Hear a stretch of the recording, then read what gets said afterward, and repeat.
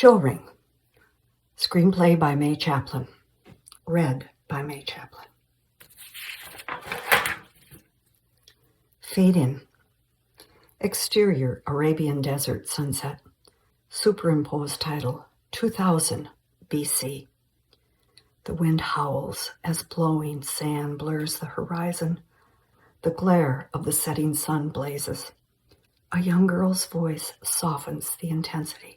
Young girl, voiceover. Long ago, in the land of sand, the world was ruled by horses and man. Those that were free wandered about, seeking water and living without. In the dark of night, the enemy attacked, conquering all and killing the black. The dust of earth and the dust of bone mingle together and find their way home. Exterior, desert nomadic camp night. Small hands squeeze teats as milk spurts into a bowl strategically placed on the sandy ground. A young girl with long black hair, barefoot and wrapped in white clothing, stands under a camel. Diligently, she pulls the brimming bowl from beneath the sack and replaces it with an empty and resumes milking. The splat of milk hitting the bowl accompanies slurping. Her hands stop. The slurping continues. With wide eyes, she turns her head to the full bowl of milk. A large black stallion eagerly sucks the liquid from the bowl. Reluctantly, she reaches and touches his head. He pulls back, snorts, rears, disappears into the moonlit sand. The young girl gathers the bowl of milk in her arms and walks quickly past the cooking fire and the black-garbed inhabitants to a tent. Interior tent. She enters with poise and places the bowl next to a black mare lying on the ground, a new foal by her side. Her father, wearing black, wipes the foal dry with a brightly colored piece of material. The mare stands up and begins to drink the camel's milk from the bowl. The young girl watches the father. Dialogue in Arabic with subtitles. Young girl. Father, I saw the wild black. I touched him. Am I holy? The father laughs and releases the foal to the mother. Father. Yes, seeing him makes you holy. He has come to view his new black son. The father stands and watches the foal nudge its mother, looking for her milk. The young girl rushes to the tent's opening and looks at the shifting sand in the distance. Young girl. I frightened him back to the desert heaven, and he hasn't seen his son. The father joins her at the tent opening and looks out at the desert in the direction she points. The vast desolation of the sand encompasses the small camp. Father. He will come back. We are his people. The howling wind whips the sand, clouding the view of the once discernible distance. Exterior, nomadic camp night. There is silence. The wind is quiet. The sand is still, and the horizon is dotted with dozens of men dressed in white garb astride white horses. One by one, their stoic faces are introduced as they gaze down at the tents. The leader raises his sword and looks to the heavens. Leader, in the name of the great God of light, we will conquer the land of the blacks and destroy the curse. All the men raise their swords to the sky and spur their horses into the sand toward the nomadic village. Interior tent. The young girl replaces the empty bowl of camel's milk with a fresh, full one. The father watches the foal nurse from the mare proudly. The young girl looks up to him. Young girl. He is perfect. He is the future wild black stallion. The father laughs and lifts the girl into his arms. Holding her, they admire the mare and foal. From outside the tent, a camel's call pierces the quiet. Abruptly, the father lifts his head and looks toward the opening in the tent, releasing the girl to the ground. He picks up his sword and stares at the child. Father. Hide. He leaves the tent with a raised sword. The The young girl embraces the foal as she watches the opening. A loud cry pierces the silence. The scream of horses in agony intermingles with the clash of metal and the raucous sounds of destruction. The young girl clutches the struggling foal while the mare calls back in panic to the animals. Suddenly, a burst of flames encompasses the tent. The mare rears and screams. The foal breaks the girl's hold and bolts into the surrounding burning tent.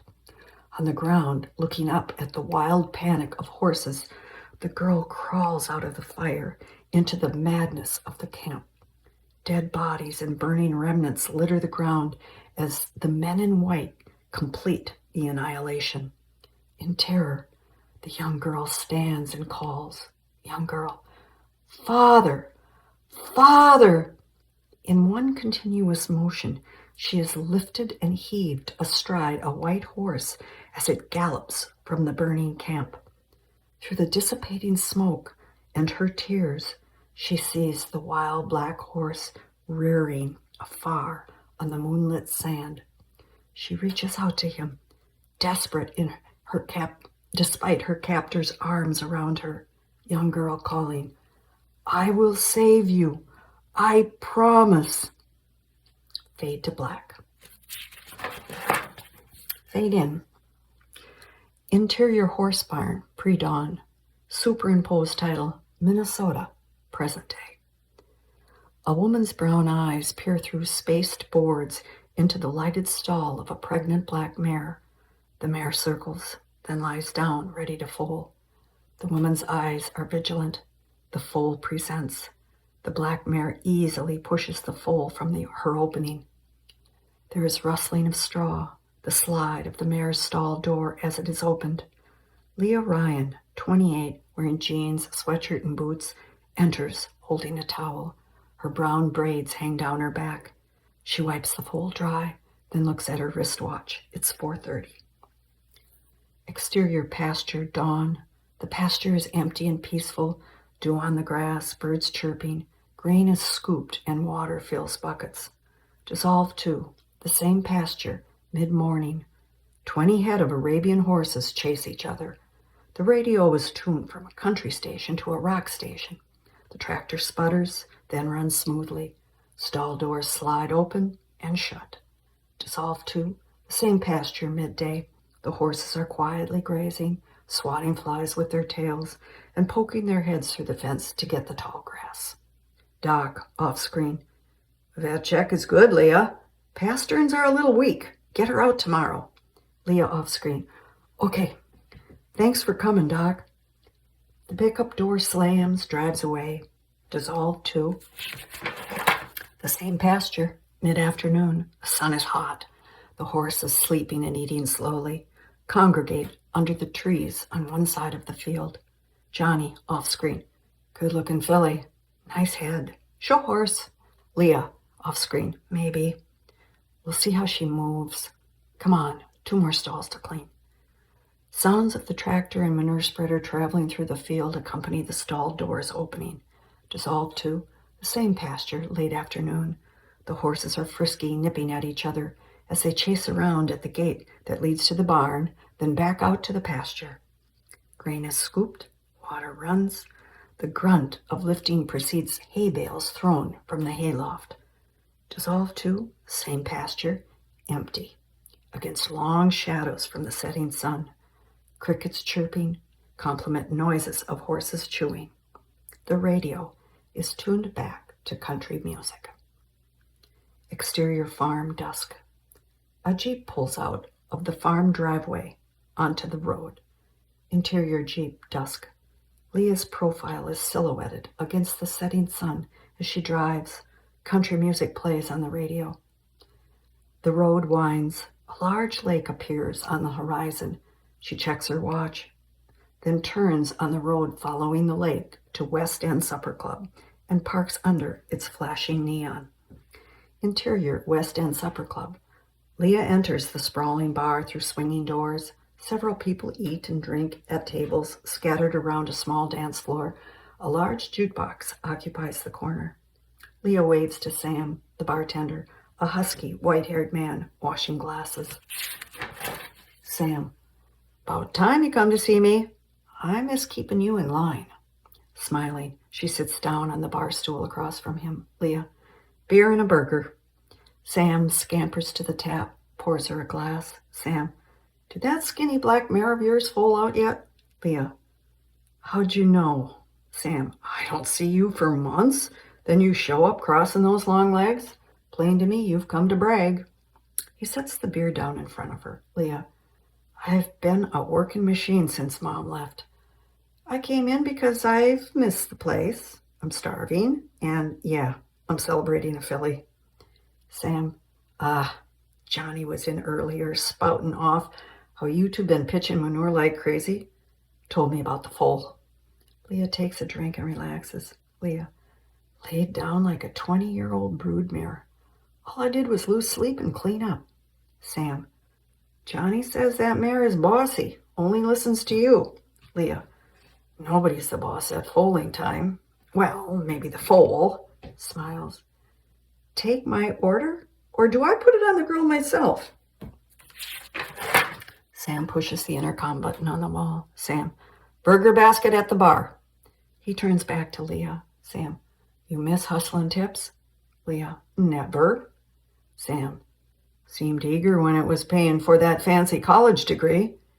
And may I remind you that without it, your pa would never have bought you that skinny black mare. Leah, she may be thin compared to a big-ass quarter horse, but not for an Arab. Pete, I forgot extra pickles. Sam pushes the intercom button. Sam, extra pickles on that basket, Greg. She looks toward the kitchen, then back at Sam. Leah, I didn't know Greg was back. I guess I'm surprised he's back. Sam, his folks in Europe, that big house on the lake all to himself. No reason not to. Besides, he knows I need help. Sam turns to wait on a customer. Greg, off screen. Long time no see. Greg, dressed in cook's whites, tugs on her braid. She jerks her head. He raises his index finger and makes a small circle in the air. Reluctantly, she smiles and mimics the action. He sets the basket of food in front of her and sits down. His handsome face is clean-shaven. They look at each other. Leah, I was thinking the same thing. Said you'd never be back. Greg, I've discovered that in the search for meaning, one must start at the beginning. Smiles. I was broke. Pete, Johnny said your mom's sick. When did she leave? Leah, a couple of months ago. She's in Arizona with my aunt. Her asthma is much better there. Greg, yeah, I know. A puzzled look crosses her face, then a smile. Leah, Johnny? He smiles and nods. Greg, I should have come by last fall when your dad died. I'm sorry. When I heard he got kicked by a cold, I guess I didn't know what to say. Kind of like now. He was a hell of a guy, Leah. Ben was like a dad to me. Looks at Sam. Kind of like old Sammy.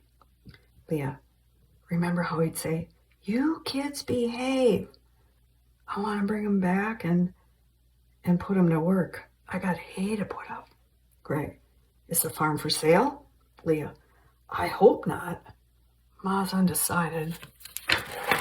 Greg, she'd make a bundle. It's the last open land on the lake. A long-haired brunette approaches, dressed in tight jeans and revealing t-shirt. She drapes her arms around Greg. He puts his arms around her waist and smiles up at her. Brunette, are you done working? Greg, soon. Get ready to tip a few. The brunette releases her hold slowly, then walks away. Brunette calling, hurry up. Greg watches her walk away, then shifts his attention back to Leah. She pushes the half-eaten burger away and takes a drink of beer. Greg, I'm sorry, I forgot to introduce you. Leah, she didn't seem too interested in meeting me. Now, I was always nice to your friends. He turns to leave, avoiding her gaze. Greg, I gotta get back. Call me when you hay. I'll give you and Johnny a hand. Looks back. Take care. She watches him leave, then looks over at the brunette, who stares back at her. Unconsciously, she rubs the hole in the knee of her jeans as she drinks the last swallow of beer. She walks over to Sam and hands him $10. Leah, thanks for the beer and chat. Sam puts the money in the till and gives change. Sam, anytime. You say hi to your mom when you talk to her. Leah looks at her wristwatch. Leah, shit. I was supposed to call her about the filly. Stretches. I need sleep. Sam, go back to vet school. You'd still be around horses. Nothing's worth killing yourself over. Leah, I could say that to you. Sell the bar and live easy. Just come in for a beer with your friends. He turns away. Sam, you're as sassy as my own. Go home and go to bed. She smiles and heads for the swinging doors. Sam, what's your mare's name? Leah, Gina. Her name's Gina. She walks out. Interior farm kitchen morning. A pot of coffee on the stove graces the cluttered counters. Leah sifts through bills as she talks on the phone. Leah, on phone.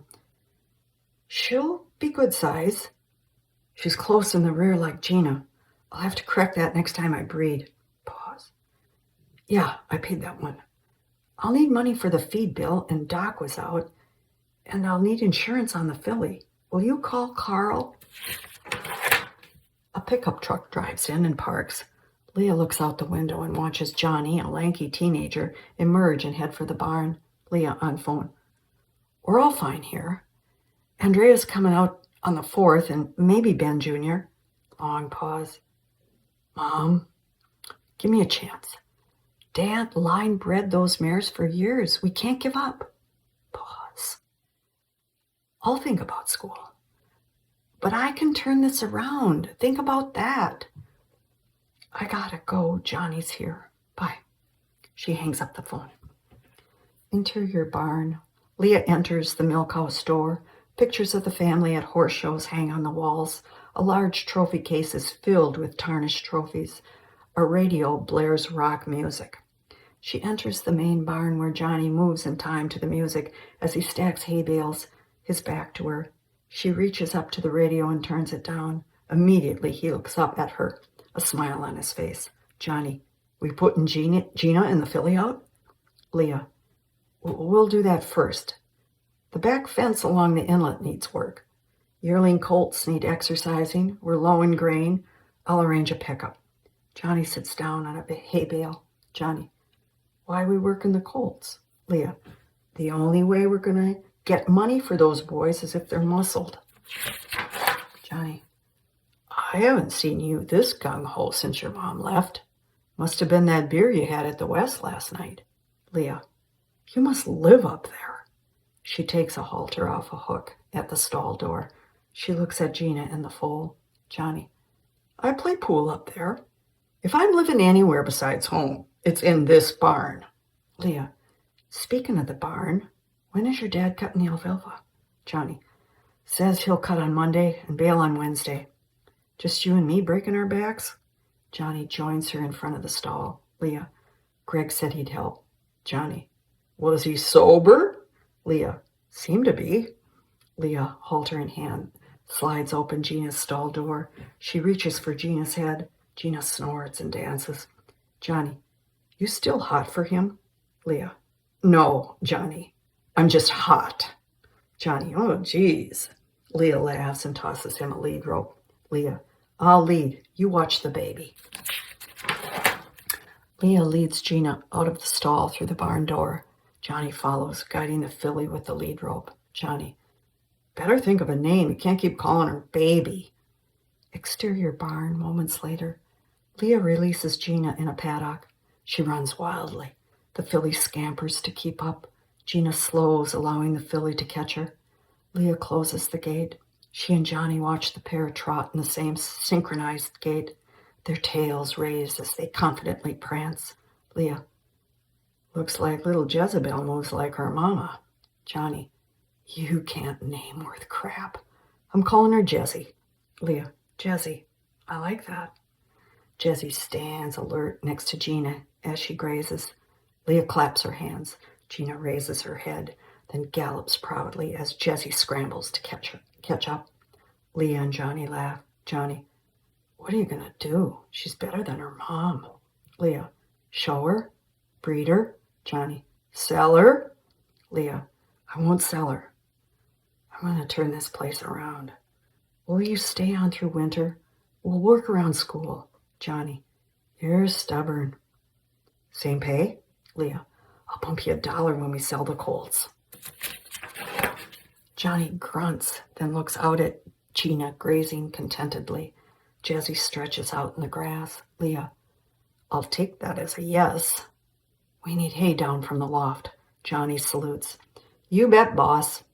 He walks to the barn, rock music in the background.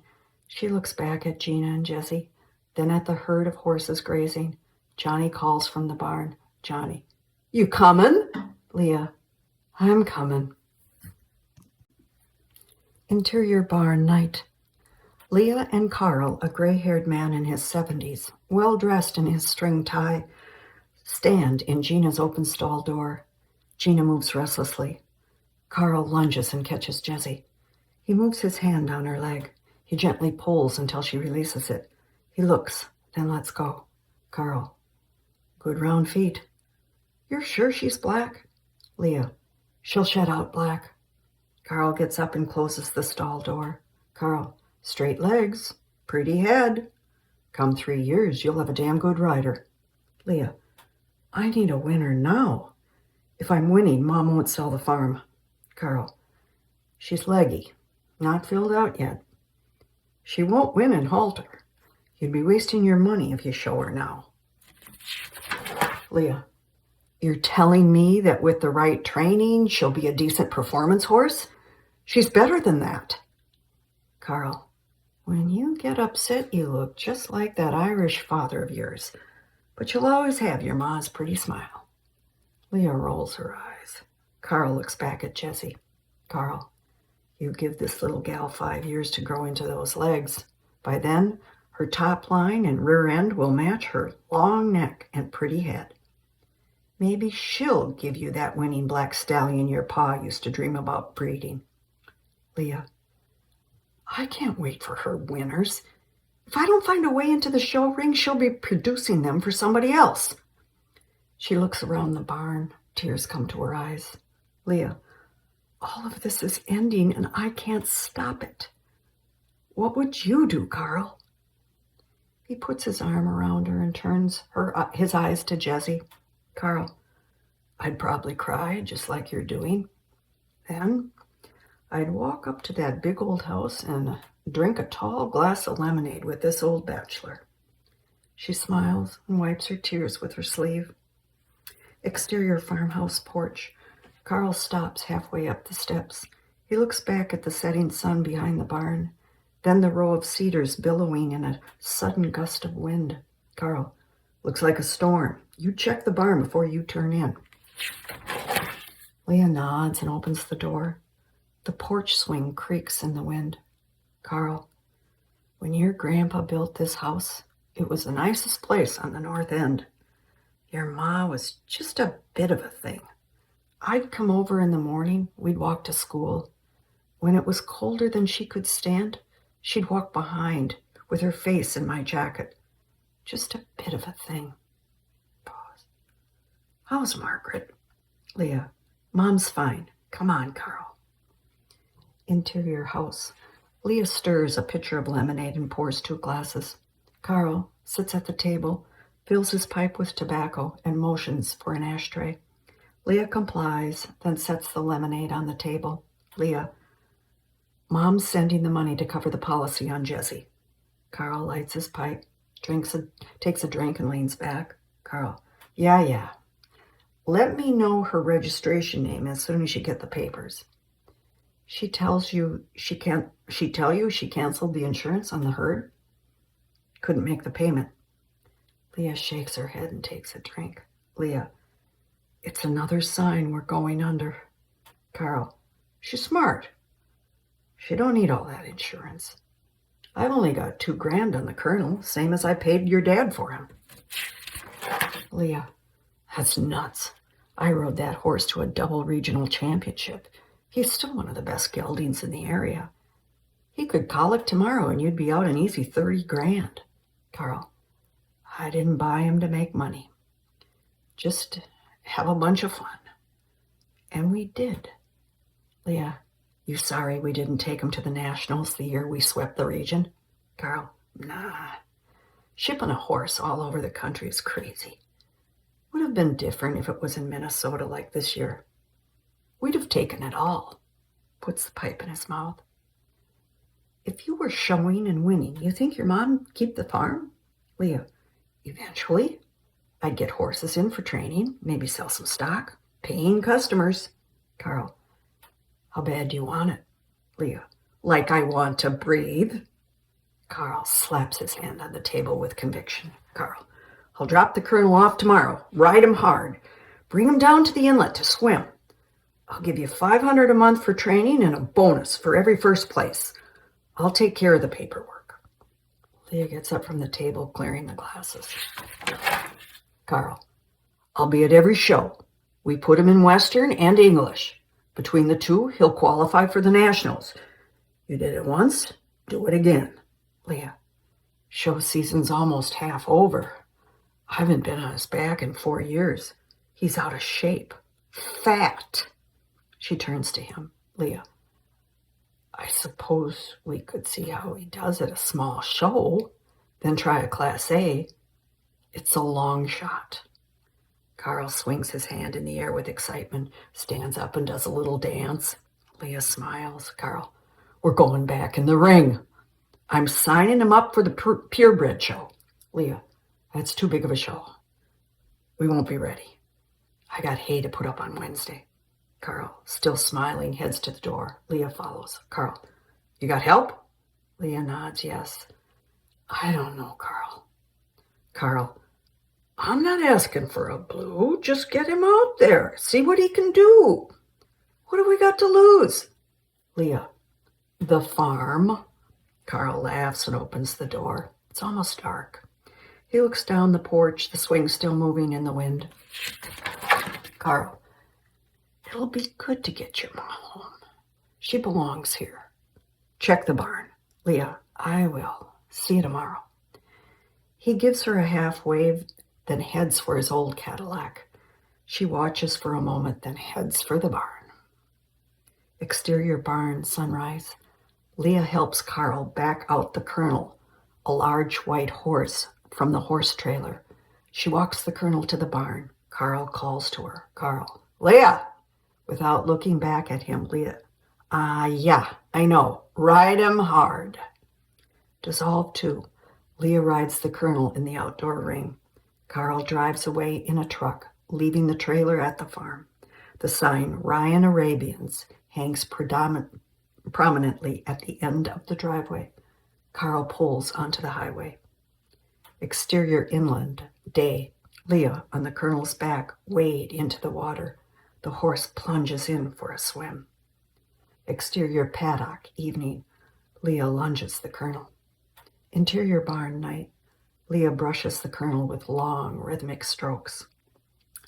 Interior barn loft, morning. Leah and Johnny look through the loft opening onto the field. The tractor, driven by Johnny's father, picks up the bound bales of hay symmetrically placed on the field. Johnny, how about I start on the ground and you and Greg stack? Leah checks out the empty driveway. Leah, I'll do my best until he gets here. Johnny climbs down the ladder on the outside of the barn. Johnny, probably won't get here till noon. Leah, want a bet? Johnny laughs. Exterior barn. The tractor and baler throw bales into the air. They land in the hay wagon. Johnny unloads the bales, sets them on the barn elevator. Interior barn loft. The hay bales tumble from the elevator into the loft.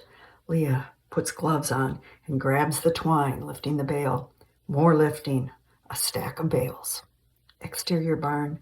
The hay wagon is empty. Greg drives up in a small sports car. Leah waves to him from the loft opening.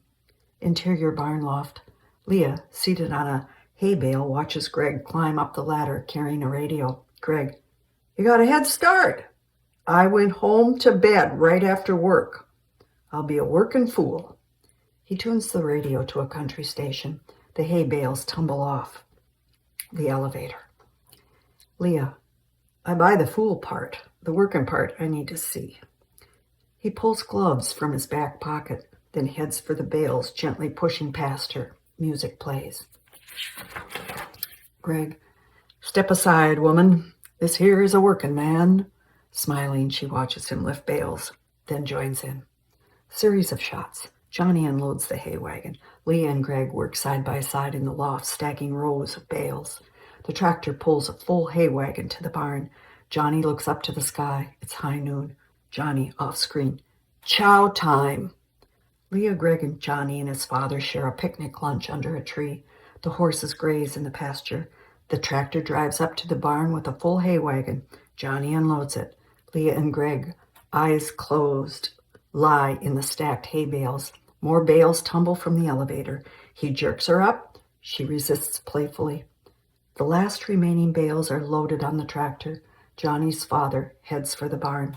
Johnny sneaks up behind Leah and Greg as they look out from the loft at the colonel in the paddock and the cleaned field. Johnny grabs their arms, feigning to push them. Leah screams and chases him off out of the loft. Exterior barn, early evening. Leah and Greg stroll from the barn to Greg's car. He opens the door and gets in. Greg, thanks for the invite, but I can't stay.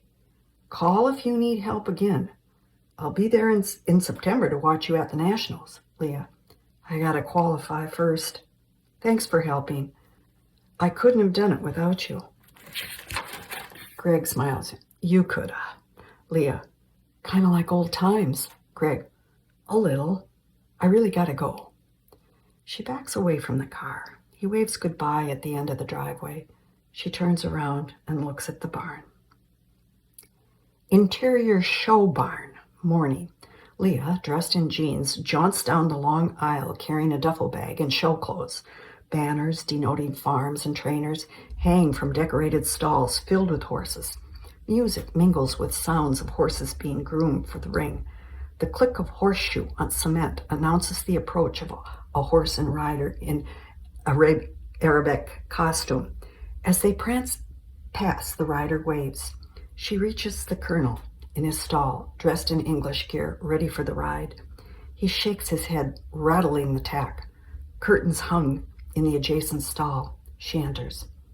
Interior tack stall. Hay and feed are in the corner next to riding gear and a cot covered with a sleeping bag. A rug covers the dirt floor. Leah hangs her clothes and a mirror on a hook. She peeks out the curtains down the aisle, then returns to the mirror. She arranges her braid into a tight bun, then applies generous amounts of makeup. She checks her watch, looks out the curtains again, then pulls off her top. Dissolve to Leah, fully dressed, adjusts the black tie of her English riding suit. Carl slides the door open. Carl, you look great. Leah, where have you been? I was going crazy. Carl, having coffee with Dave Donnelly. He's been showing Chancellor's halter stallion and doing a fair bit of winning. Nice horse. Leah, was he surprised we're here? Carl chuckles. Thinks we're crazy. Said he'd catch a ride. Loudspeaker off string. First call for class 25, English pleasure. Leah grabs her derby and a last quick look in the mirror. Leah, is the colonel ready? Carl, no, I think he needs a rider. Leah, cute Carl, let's go. Exterior tack stall. Leah mounts the colonel. His long, full white tail hangs to the floor, hoofs polished black and face oiled. Carl turns down Leah's pant cuff, then tucks the colonel's forelock into his bridle. Leah settles in the saddle. She turns the horse around and walks him to the large barn door, past horses and trainers preparing for riding, grooming, bathing, etc. Carl walks beside them. Carl, keep your mind on being one with the old boy, and when in the blue, forget everything else. Leah looks straight ahead as the colonel walks to the street that leads to the Coliseum. Carl watches. Loudspeaker off string. Last call for class 25, English pleasure. Exterior Coliseum. Leah, atop the colonel, heads toward the entrance that's jammed with horses and riders waiting to enter. Riders in flowing robes exit the native costume class. Interior Coliseum. People crowd in clusters throughout the stand. Horses trot around the ring, organ music in the background. The judge, in the center of the ring, assesses the passing horses. Leah rides by in perfect form. A chestnut horse follows closely. Announcer off screen. Reverse your pleasure, horse. The riders turn their horses and trot the opposite way. Again, the chestnut horse is positioned directly behind the colonel as they head for the corner. Announcer off screen. Canter your pleasure, horse. The rider on the chestnut horse behind Leah turns, beginning the faster pace before the colonel, catching up and blocking the judge's view. Upon passing, the horse nudges the colonel's hind quarter, startling him and causing him to change his gait. Leah cues him back, but the judge sees the blunder and writes down her number. Dissolve 2. Leah trots the colonel to the final line, up in the center of the ring. She looks to the side of the gate. It's empty. The judge systematically asks each rider to back their horses. The colonel backs flawlessly. The judge hands the results to the announcer. The horses remain at attention. Announcer off screen. 6th place, Ibn el-Bay, Benson Arabians, Milwaukee, Wisconsin. A small section erupts with cheers as the horse and rider race to the judging stand to collect the ribbon. Announcer off screen. 5th place, Sheba Sahib, Desert Farms, Waterloo, Iowa. Trainer, Ken Milroy. Another section cheers. Horse and rider pick up the ribbon. Announcer off screen. 4th place, Sahara Sun, Chancellor Arabians, Scottsdale, Arizona. Trainer, Jim Daniels. A few cheers accompany the ribbon pickup. Announcer. 3rd place, The Colonel, Carl Swenson, owner, Lake Minnetonka, Minnesota. Trainer, Leo Ryan. Others show excitement and join Carl with yells and whistles. The colonel bolts from the line of horses, trots to the judge's stand and collects the ribbon. Leah leaves the ring holding her dignified riding posture. Announcer off screen. 2nd place.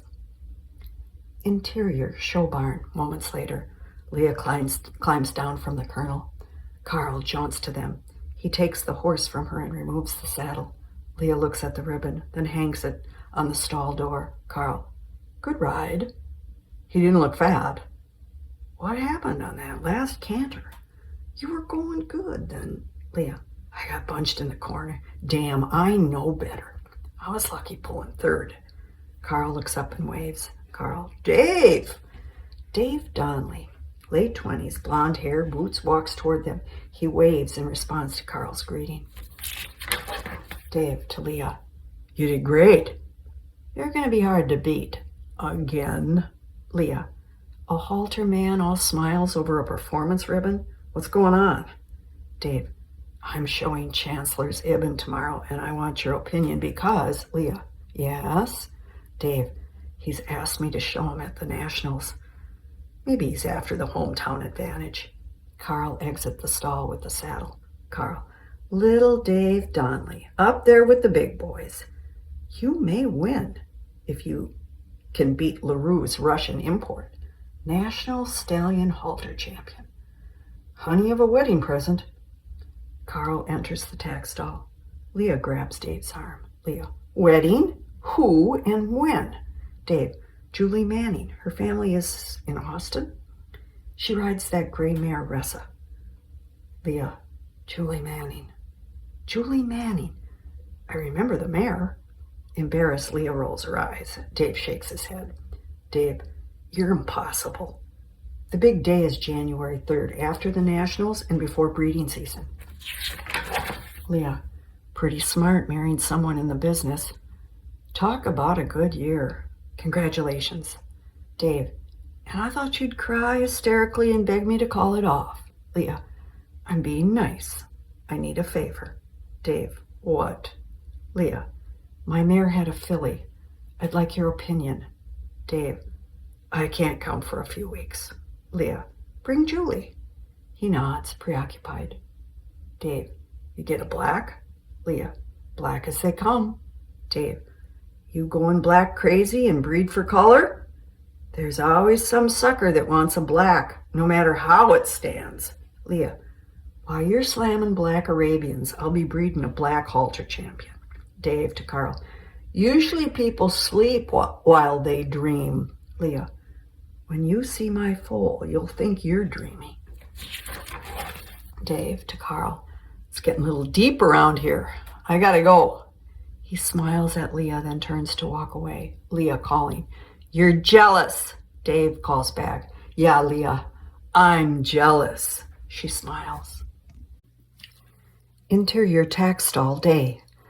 Leah buttons up a red Western shirt, then tucks it into black pants and red fringed chaps. She adjusts her Western hat banded with red on her head while looking in the mirror. She exits the stall to the aisle where Carl, holding the Colonel adorned in Western tack, helps her mount. He watches her leave the barn, tack glistening. Interior Coliseum. From the middle of the ring, the judge watches the class of 30 horses that bound past him, walk, trot, gallop. In the final lineup, each horse backs on command. Leah, on the Colonel, leaves the line, retrieves a red ribbon, and races out of the Coliseum. Interior truck, late afternoon. Carl drives. The ribbons dangle from the rearview mirror. Leah, asleep, props her head against the door. The truck bounces, her eyes open. Carl, you were snoring. Leah, I was tired. Tell me I'll get accustomed to this. Carl, you are already. I heard you and Dave talking horses. Leah, just about breeding, Gina. Carl, any decisions? Leah, no. I'd like to breed her back to Jesse's father, but he's on the East Coast. I'm hoping to find what I want around here. Carl, and what's that? Smiles. Now I'm still talking horses. Leah, the right stud, and I'm still talking horses. I need a stallion that can produce black and correct Gina's weaknesses. Carl remains silent, eyes on the road. Leah's anxious. Leah, you think I'm wrong or crazy? Carl, wasn't thinking, just listening. What's your strategy? Leah, genetics in horses is complicated. Black isn't dominant. It's a combination of genes. Black to black is the best shot. Next, a chestnut out of a black parent because chestnut is recessive. Pause. It could take forever to get another black. Carl, if it was easy, you wouldn't be so hell-bent on doing it. Leah watches the landscape as they leave the urban area to a more rural setting. Leah, why do breeders want black yet ridicule breeding for it? Carl, blacks are rare and pretty, but a good Arab has nothing to do with color. Breed just for color, chances are you get color blind. Leah, and you think that's what's happening to me? Carl, way back when, desert tribes used to kill blacks thinking they were bad luck. I'm not so sure they were wrong. Leah, I remember that story. Dad would tuck me in bed at night and I'd beg him to say, long ago in the land of sand. Carl, a vet scholarship waiting for you and all you can think about is black stallions. Leah, there would be a ton of money in a black champion.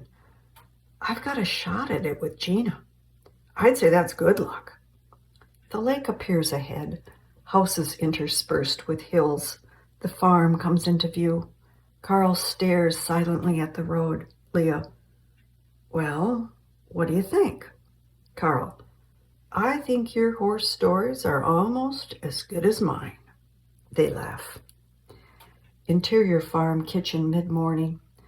Leah's sister Andrea, 35, flawless tan and sophisticated manner, sits at the kitchen table. Her blonde hair pulled back in a loose bun is highlighted by blue eyes. She pulls rolls from a bakery bag. Leah pours coffee.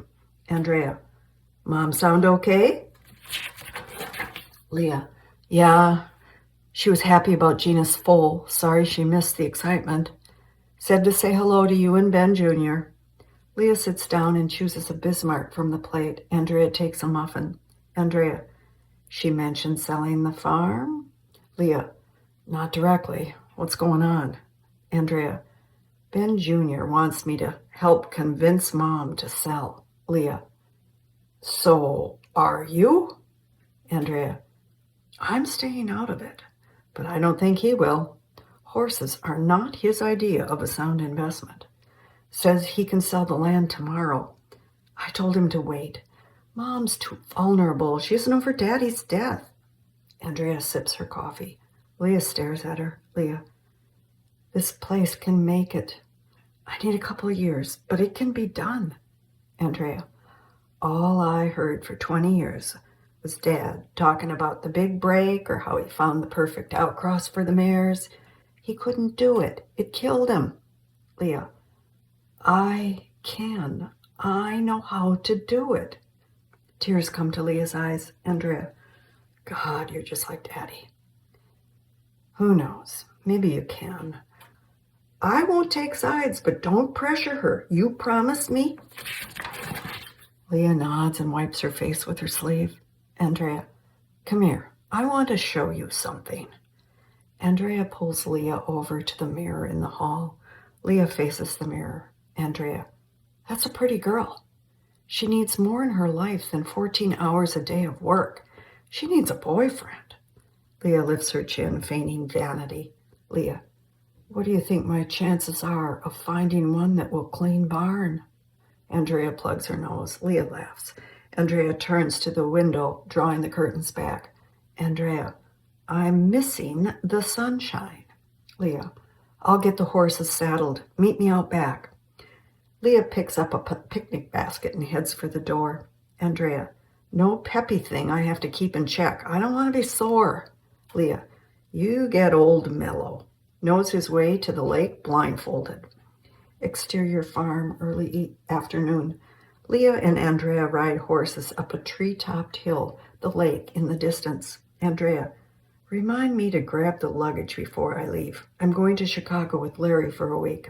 Leah, Larry, are you in love again? Andrea, this is serious. Look at me. I'm glowing. Leah, Andrea, you're always glowing. They stop, looking down at the view, horses in pasture, crops in the field, and the blue water. Andrea, I'm coming up here and painting. This is lovely. I have a friend that owns a gallery in San Francisco. Says he's desperate for horse artwork, sort of the in thing. Leah, is this our Larry?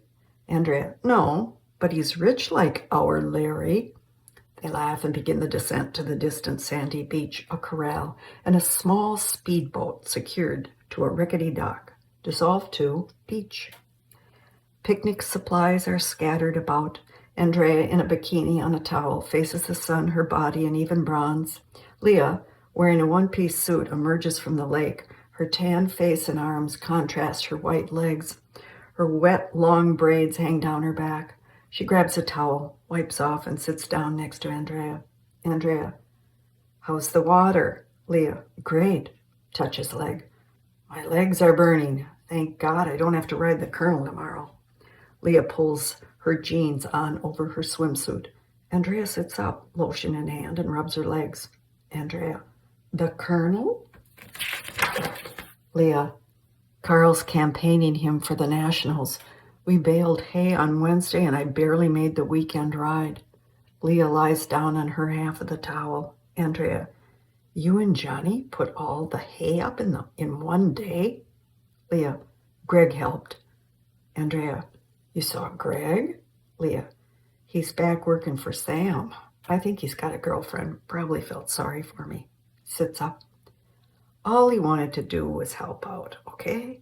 Andrea, okay. I always liked Greg. You two look cute together. Leah, I forgot that cute was your litmus test for compatibility. I bet you and Larry look cute together. Andrea, you have effectively changed the subject. I want you to meet Larry. We're having the Wyatt exhibit at the gallery in September. We'll go out for a late dinner. Will you come? Leah, I have to wait until September to meet Mr. Glowing? You're certainly not rushing it this time. I wouldn't miss it. Leah looks at the sun, then digs in her bag for her watch. She straps it on. Leah, we better get chores done or we'll be late for the fireworks. You hay and water, I'll bring 'em in, and grain. Andrea, why didn't I think of that? Leah gets up and walks to the corral. Exterior lake night. Leah dodges through the boat traffic in front of the yacht club. Lights show off a sprawling building, fountain, and numerous boats docked in all directions. People everywhere. Andrea tries to talk about the noise of the motor. Andrea, pull into the club. I'm dying of thirst. Leah slows the motor down. Leah, I brought water. Andrea, I want a cola. Pull in. Leah, there's no place to dock. Andrea looks her up and down. Andrea, you look fine. It'll take me 2, maybe 3 minutes. No one will see you. Do it.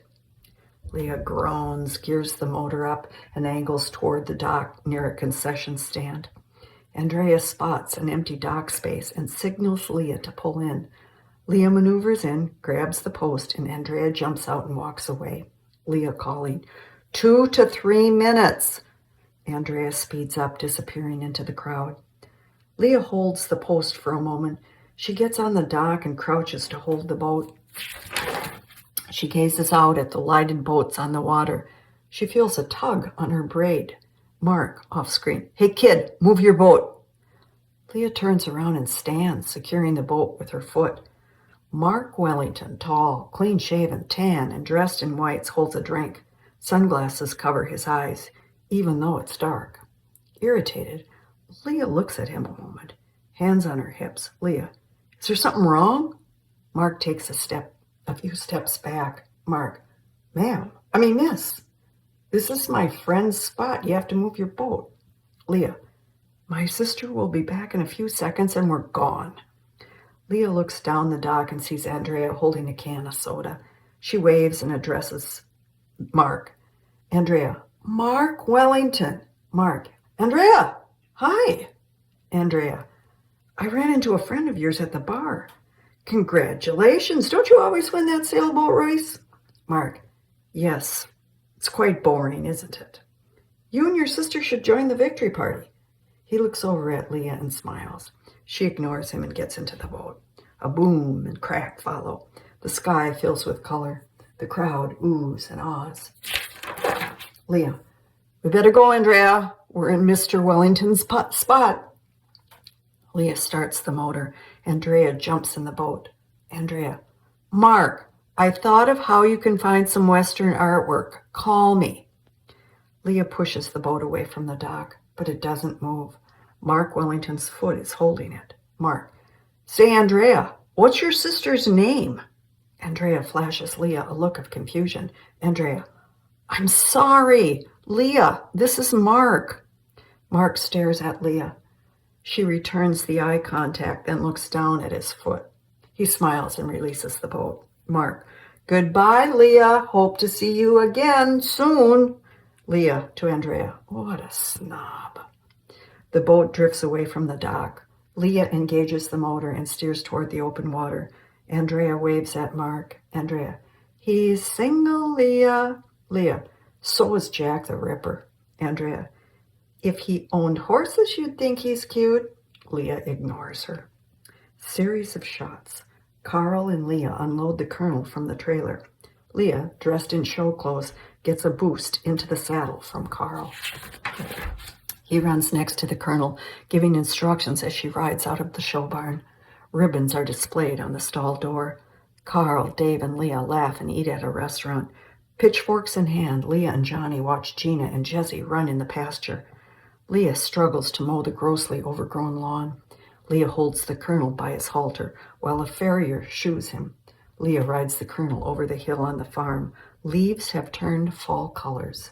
Leah wakes up to a ringing alarm at 5 a.m. She adjusts her derby in the mirror in a tack stall.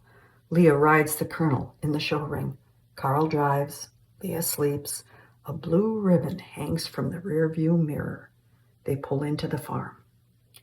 Exterior farm day. Leah wakes up when the truck stops and notices the yard work is done. She gets out of the truck and is greeted by two small boys running to her. Boys, "Can we ride the horses, Aunt Leah, please?" Leah looks up to the porch and sees her brother, Ben Jr., late 30s, starting to gray, wearing work clothes. He smiles as he watches the boys descend on Leah. Leah to the boys, "Tell Johnny I said yes." The boys run to the barn. Carl waves to Ben Jr., then unloads the Colonel. Leah removes her show clothes from the truck and walks to the porch. Leah, the yard looks great, Ben. We've been showing and there just isn't enough time. Ben, interrupting, "That's what Mom said.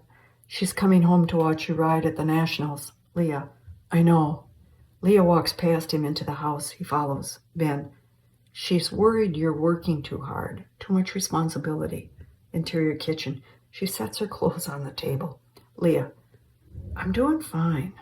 I'm reducing the overhead by selling the extra stock." Ben, "She's not staying. She can't live here." Leah, "Did you help her with that decision?"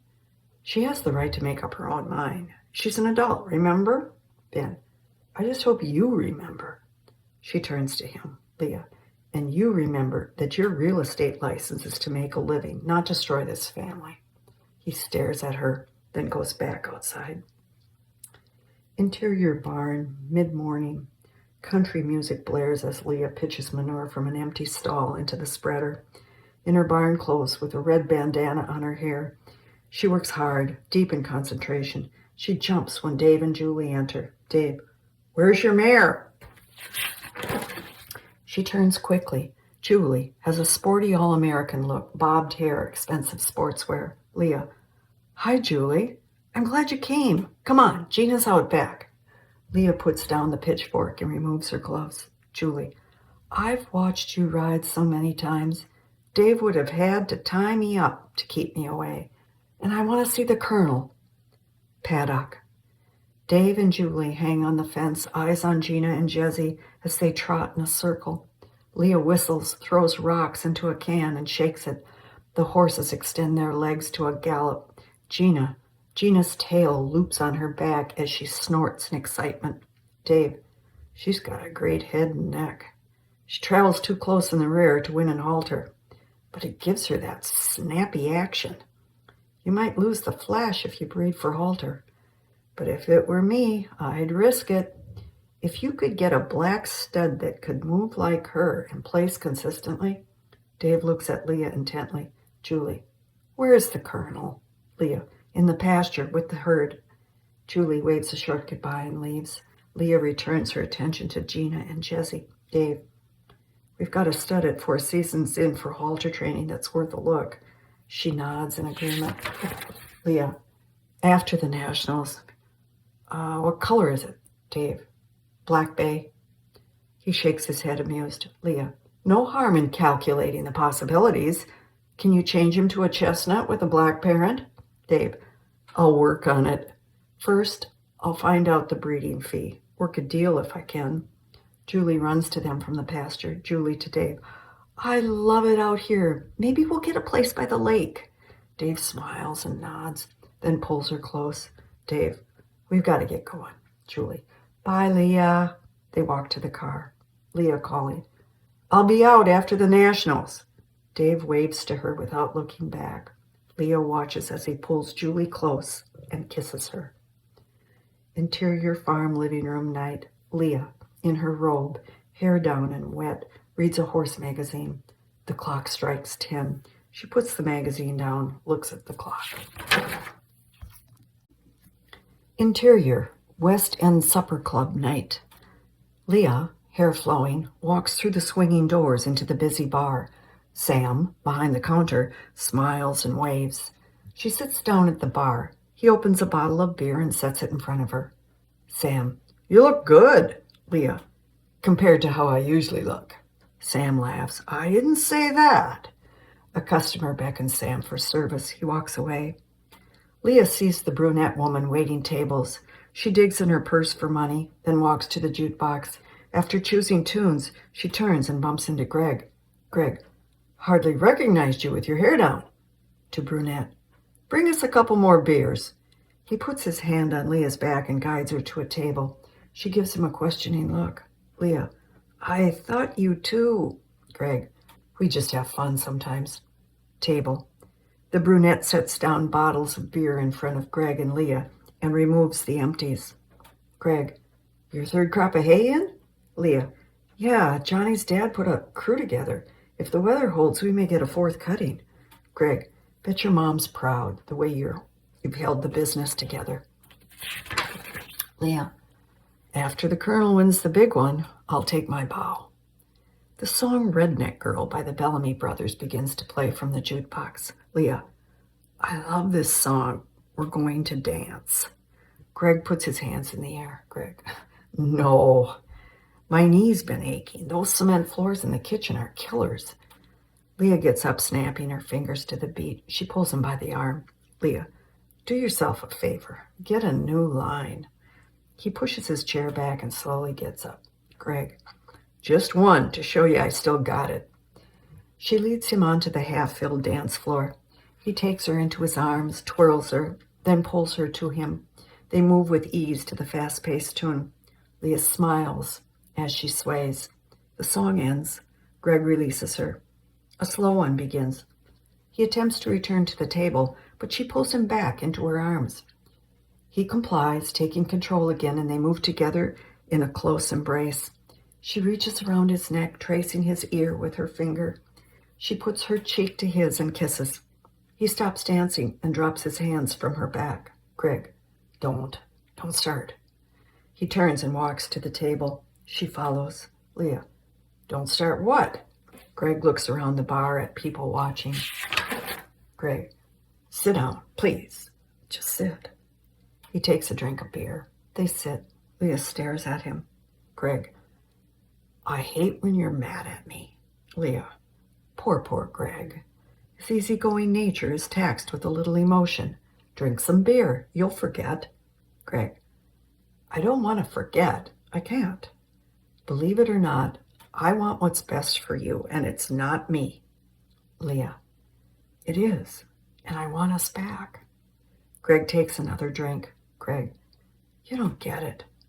In the end, I couldn't make love, and you didn't even know it. You were too busy winning.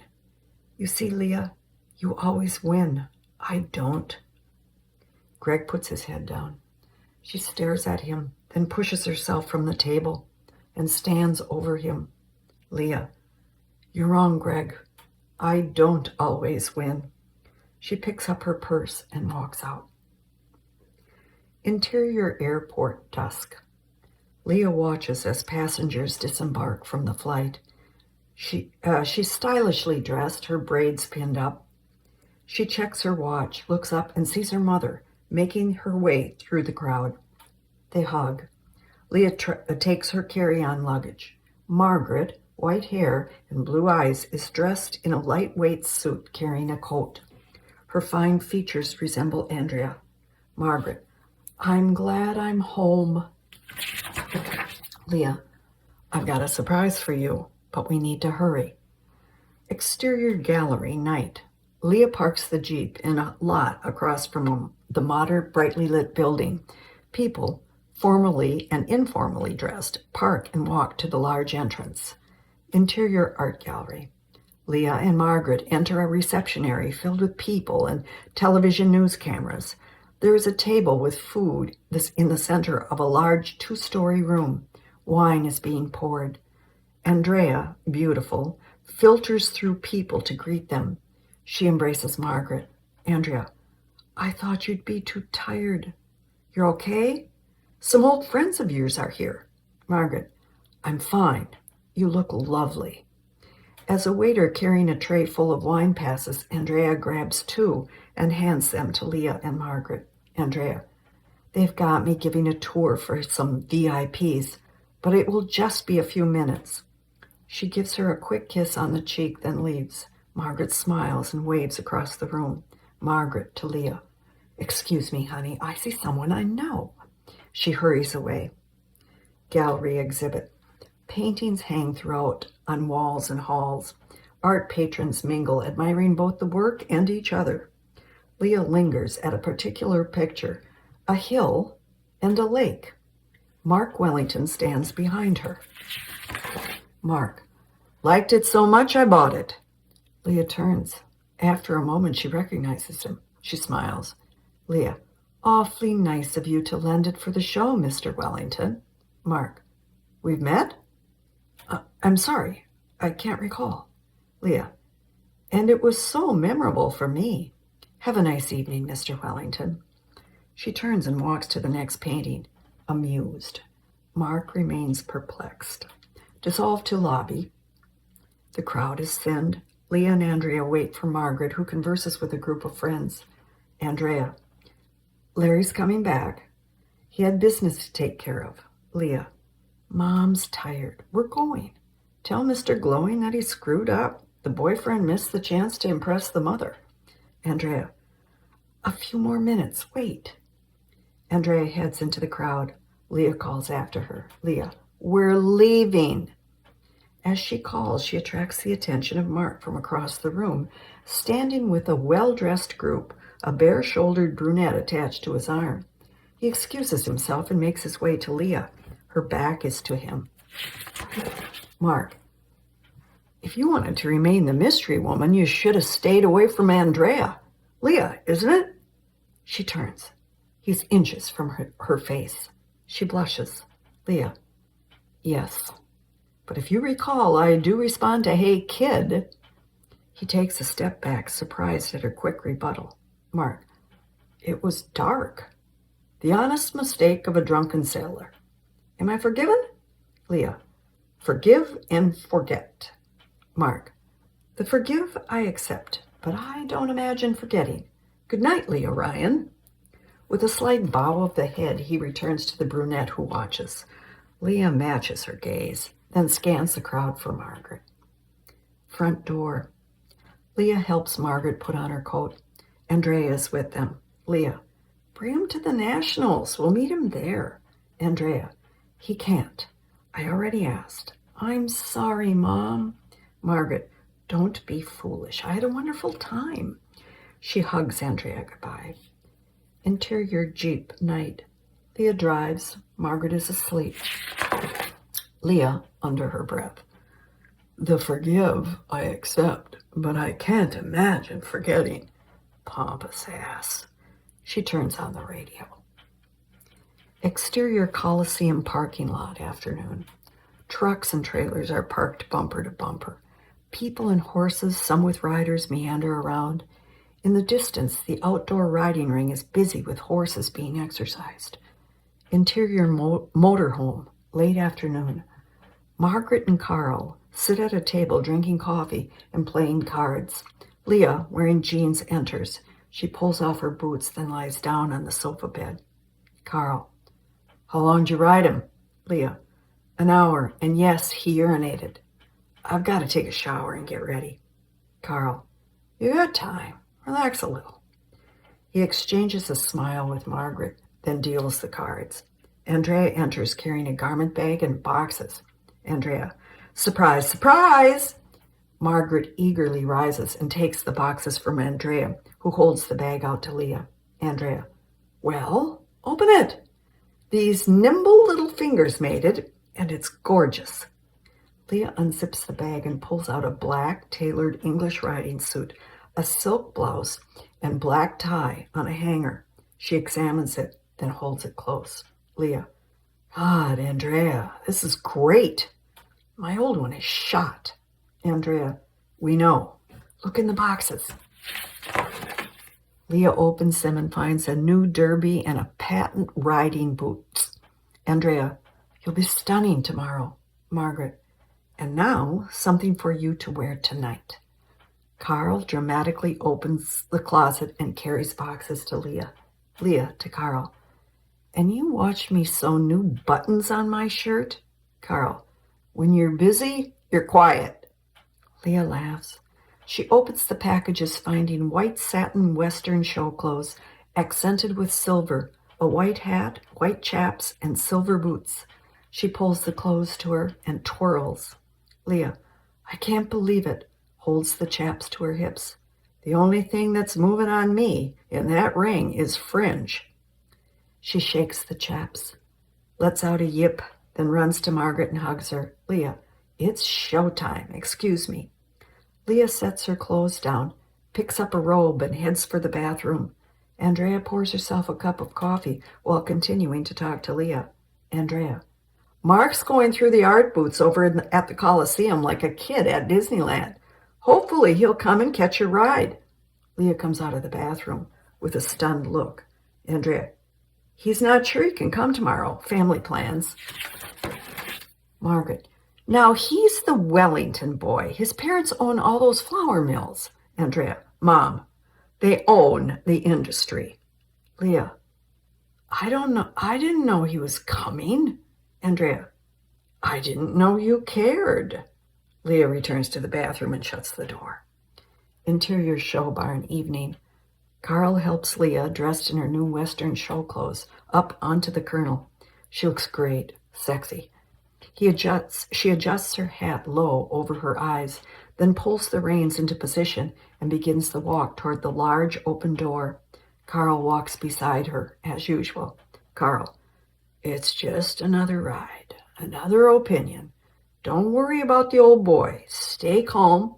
Carl stops and brings his hand to his chest, hunching. Leah, concerned, halts the Colonel and dismounts. Leah, what's wrong? Carl, I'm fine. Too galldarn much coffee and excitement. Straightens up. Get back up. Go. Leah mounts the Colonel and rides out of the barn, the number 7 on her back. Interior Coliseum. The bleachers are packed with excited fans. Horses and riders, glamorously groomed, perform the required gaits. Andrea, Carl, Margaret, and Mark sit together watching the class. Mark smiles, talks, and points. Andrea nods. Dave sits next to Julie, intently watching Leah ride. The horses reverse their direction. Leah is focused. She gallops, smoothly rocking in the saddle. The judge watches the Colonel as they pass. The final lineup. Leah glances over to the corner of the gate. It's empty.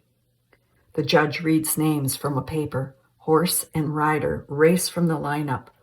Leah nudges the Colonel, and they bolt to the judge's stand to collect a ribbon. Carl, on his feet, yells, swinging his hand in the air. Dave joins in with a piercing whistle. Leah leaves the ring. Carl races from the stands. The champion is announced, and the place erupts. Bewildered, Mark watches the wild excitement. Interior show barn. Carl runs after Leah. She dismounts in front of the stall and waves the ribbon. Carl, we did it. Top 10. Tomorrow, first place. God damn, we did it. He hugs Leah and takes the reins. Carl, hurry, your ma's waiting. Interior Coliseum. Leah runs up the aisle and embraces Margaret. Andrea's arms encircle both of them. Margaret, I can hardly believe it. Your daddy should be here. Leah, he's here. He's never missed a ride. She hugs her mom again. The announcement of the next class booms over the loudspeaker. They return to their seats. Leah in Mark's empty chair next to Andrea. Andrea, I told Mark the English is the best and he should come tomorrow. He's crazy about it. Wants to buy a horse. Leah, I'll take Mr. Wellington's money. Maybe I can convince him he needs riding lessons at $60 an hour. Andrea, I'm serious. He's got horse fever. Leah, I'm thrilled. He's found a new toy to spend his money on. Faces the ring. Can I finish watching? Andrea, does he make you nervous? Or is it his money? Leah, neither. I was thinking about tomorrow's ride. Leah flashes phony smile, then turns back to the horses. Cut 2. The Colonel performs the various gaits of the English pleasure competition. Trot, canter, walk, reverse direction, back up. Leah rides in perfect form. Carl, Margaret, Mark, Dave, and Andrea watch from the stands. Mark taps Andrea's shoulder to ask a question. The final lineup, Leah glances over at the corner of the entrance gate. Greg stares back. He lifts his index finger and makes a small circle in the air. Leah smiles. The crowd goes wild with applause as Leah and the Colonel ride their victory lap around the ring, the blue ribbon dancing in her hand. Leah poses with the Colonel for a picture, then presents the trophy to Carl. Margaret joins them. They embrace. Interior Coliseum Day. Leah, wearing her English riding suit, sits in the stands watching the competition. The crowd screams and whistles. In the center of the ring stands a line of impeccably groomed stallions in halters, held by their handlers. The judge signals the first to trot, assessing the horse as he passes. Dave Donnelly, next in line, holds Ibn Nailit on a short lead rope. Mark Wellington sits down in the seat next to Leah and hands her a soft drink. He leans close. Mark, what's the judge looking for? Leah turns her head and finds his face too close for comfort and pulls back. Leah, he's checking to see if the horse travels straight. Mark, got it. Leah, this is a breeding class. The judge is supposed to pick the most correct horse. In the ring, Dave loosens his hold on Ibn Nailit as the stallion trots in a circle around him. The crowd yells and hoots in anticipation. Dave pulls the horse to attention. The judge begins his inspection. Dave moves the whip dramatically, attracting the horse's attention. Ibn Nailit stretches his neck, following the movement, yet remaining in the stance.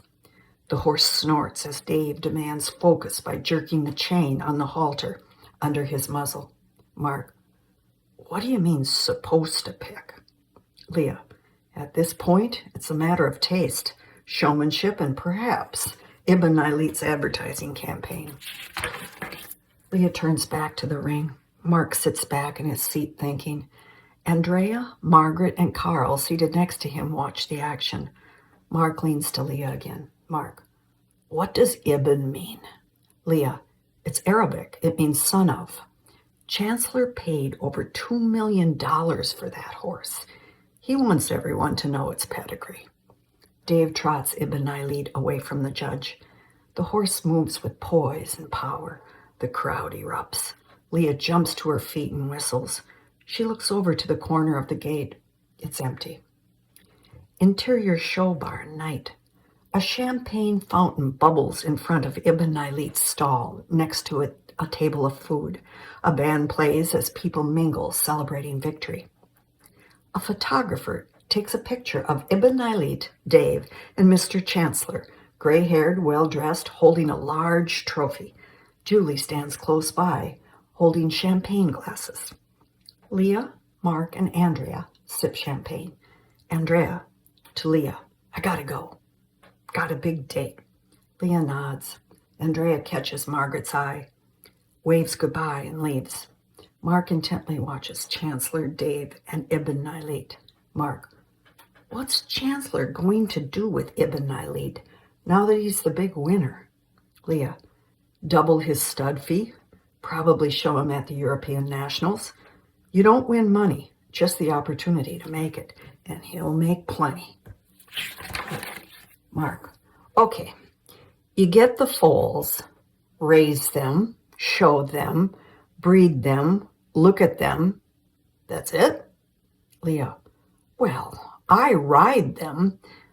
What do you do with your paintings, Mr. Wellington? Mark, paintings don't die. Leah, that's why we breed them. They're living art, and the way we display them is in the show ring. Arm in arm, Carl and Margaret interrupt Margaret. I'm going to put this old man to bed. Enough excitement. Kisses Leah. Good night, dear. To Mark, it was nice of you to come, Mr. Wellington. Mark, it's been fascinating. You have a talented daughter. Margaret, she's like her father. To Carl, come on, Carl. They turn to leave. Carl looks back and winks at Leah. Carl, good night, kids. The photo shoot ends. Dave puts Ibn Nailit in his stall. Leah, Andrea says you're interested in buying a horse.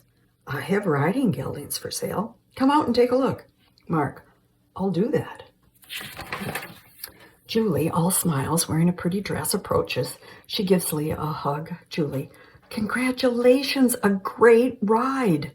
Leah, thank you. I'd like you to meet Mark Wellington. This is his first show. He likes Mr. Chancellor's horse. Julie gives Mark a flirtatious smile. Julie, you have impeccable taste. I'm Dave's fiancée, Julie. Mark, it's nice to meet you. This is a big day for Dave. Julie, would you like to meet him and Mr. Chancellor? Mark, thank you. Yes. At Ibn Nailit's stall, Leah spots Greg with a beer in his hand and the brunette from the bar hanging on him, talking to Dave. Greg lifts his bottle to Leah. Mark notes the toast. Julie grabs Mark's arm and continues to talk as she leads him into the crowd. Mark looks back at Leah and motions for her to follow. Leah shakes her head no and waves goodbye. Interior farmhouse kitchen dark. Leah enters from the outside. She sheds her jacket and boots, then looks in the refrigerator as if deciding what to eat. She puts a jar of pickles on the counter. Bathroom. Leah, in the shower, reaches for the shampoo. Living room. Relaxed in a red robe, Leah lies on the couch reading a horse magazine. The fire in the fireplace glows. The clock chimes 9:30. She takes a sip of tea from a steaming cup. A knock at the door breaks the solitude. Kitchen. After pausing, she opens the door to a gust of wind. She pulls her bathrobe together in front, warding off the cold. Mark Wellington, in a suit, tie, and topcoat, stands before her. He looks at her robe. Mark, I realize it's late, but I'd like to see the horse you talked about. She readjusts her robe. Leah, certainly. I would have been ready if you'd called. He boldly enters and looks around. Mark, oh, that's okay. I don't mind waiting for you. Interior barn. Mark follows Leah, dressed in jeans, down the aisle. Leah, what kind of horse do you want? A riding horse? A mare to breed? Maybe both? Mark, I want a horse that can win in the show ring like Ibn Nailit and the Colonel. Leah turns around and faces him. Leah, I don't have a horse like that, and I don't know anyone who does. Just a tip, Mr. Wellington. Money alone won't buy you a national champion. Mark, if you could go out and buy any horse, what would you buy? She looks around the barn. Leah, it took my father 25 years to produce these mares. I'd buy a stallion that would cross with them. Looks at Gina. And I'd breed my mare to the best stud I could find that can produce black. Leah throws Gina and Jesse a wedge of hay. Leah, to make money in this business, you got to know what you're doing. Mark, and you do. Leah, most of the time. Carl strolls down the aisle toward them. Carl, saw the lights. What's going on out here? You buying a horse, Mr. Wellington? Mark, maybe, but not tonight. I was just on my way out. Good to see you, Carl. To Leah, good night, Leah. Mark walks down the long aisle to the door. Leah calls to Mark, good luck finding that double national champion. Mark, thank you. Sounds like I'll need it. Mark leaves. Carl makes his way to the Colonel's stall and rubs the horse's neck. Leah still stares at the door. Carl, I should bring the old guy home. Where's your ma? Leah, she spent the day with Ben Jr. and the boys. I expected her back by now. You know, Carl, we never did formally celebrate winning. Carl, got any whiskey? Leah takes Carl's arm. They walk past the horses. Leah, yeah. I even think it's some Dad left. Interior kitchen. Seated at the table, Leah and Carl drink whiskey. Smoke from Carl's pipe swirls around them. Leah, why is Wellington interested in my opinion? Carl, he's smart. You just showed him you're one of the best riders around. Leah, I'd buy that if he had a horse to train. Carl, he's sweet on you. Leah, knock it off, Carl, or I'll tease you about Mom. Carl, I ain't too old for marriage. You need someone around to keep you working. Leah, what I need is a few $1,000s to breed Gina. That'd keep me working. Carl drinks the rest of his whiskey. Carl, sounds like we could be partners again. Leah, you're serious? Carl, I'm serious and tired. Carl gets up, knocks his pipe on the ashtray, walks to the door and opens it. A gust of wind blows in. Leah follows him. Carl, your ma shouldn't be out this late. Leah, I'll tell her you said that. Carl, there's a storm coming. Check the barn. Leah, I will. Go home. He descends the steps. She shuts the door. Interior, Leah's bedroom night. Leah is asleep in bed. A sudden flash of light highlights her face, then grows in intensity. A hand shakes her. She opens her eyes. Margaret, wearing a coat and scarf, stands above her. Margaret, Leah, get up. It's the barn. The barn is on fire. Margaret vanishes. The room fills with light from the window. Leah jumps up from the bed. Interior barn. Margaret hurries down the aisle, opening stall doors. Smoke infiltrates from the burning hay in the loft. Horses neigh and kick the stalls. Leah races in, jacket over her nightgown, boots on her feet. Frantically, she grabs a feed sack and halter and enters Gina's stall. Gina rears. Leah calms her, fastens the halter, and covers her head with the sack. Margaret shoos the brood mares down the aisle, out the door, freeing them into the outside darkness. Leah leads Gina down the aisle to safety. Gina fighting, Jessie following. With the flames visible and the smoke thick, Leah approaches the colonel's stall, closest to the outside door. She reaches to calm him. He rears and kicks at her. Margaret off-screen, faintly. Leah! Leah! Leah peers into the dense smoke. Leah, Mom! Mom! She abandons the colonel and heads down the aisle. The smoke thickens and she drops to her knees, crawling, screaming for Margaret. Her hand touches Margaret's head, then arm. She drags her towards the black opening encircled with flames. Near the door, Leah lifts Margaret and carries her, staggering past the colonel as he screams and rears, his mane on fire. Leah looks at him, tears in her eyes, then down at Margaret. She takes the last few steps to safety before collapsing with Margaret in her arms. Sirens wail in the distance, volume increasing until emergency and fire vehicles invade the disaster. Leah opens her eyes when Margaret is lifted from her arms. Johnny looks down at Leah. Leah, the horses are loose. Johnny, I'll take care of it. Johnny fades from Leah's sight and Carl comes into view. Carl, your ma's gonna be okay. Don't you worry. But Leah, where's my boy? Where's the colonel? Leah, the barn. I'm sorry, God, Carl, I'm sorry. Her body is moved onto a stretcher and carried toward the ambulance. Leah's eyes never leave Carl. Carl turns from her and races toward the fire. A fireman grabs him. Carl fights to be free. Suddenly, he stops and puts his hands to his chest and falls to the ground. She loses sight of him when the stretcher is slid into the back of the ambulance. The barn collapses. Fade to black. Interior hospital room, dusk. Leah stands by the window in a hospital gown and robe, watching the sunset. Her head is bandaged and her front hair singed off. Ben Jr. walks in. Ben Jr. Looks like you're feeling better. She turns to him. Leah, I'm okay. How's Mom? Ben Jr. Weak. Andrea's with her. She'll be all right. She wants to see you. Leah lies down on the bed. She breathes deeply. Ben Jr. sits in the chair next to her. Leah, how's Carl? Ben Jr. shakes his no. Leah, oh my God. Does Mom know? Ben Jr., I just told her. Leah, she wants to see you. Leah turns her face in the pillow and weeps. Interior Margaret's hospital room, evening. Margaret lies in bed, hooked up to a breathing monitor. Flowers are on the bedstand. Leah enters the room and sits down on the bed next to Margaret. She reaches for tissue, handing Margaret one. Margaret, I'll be all right.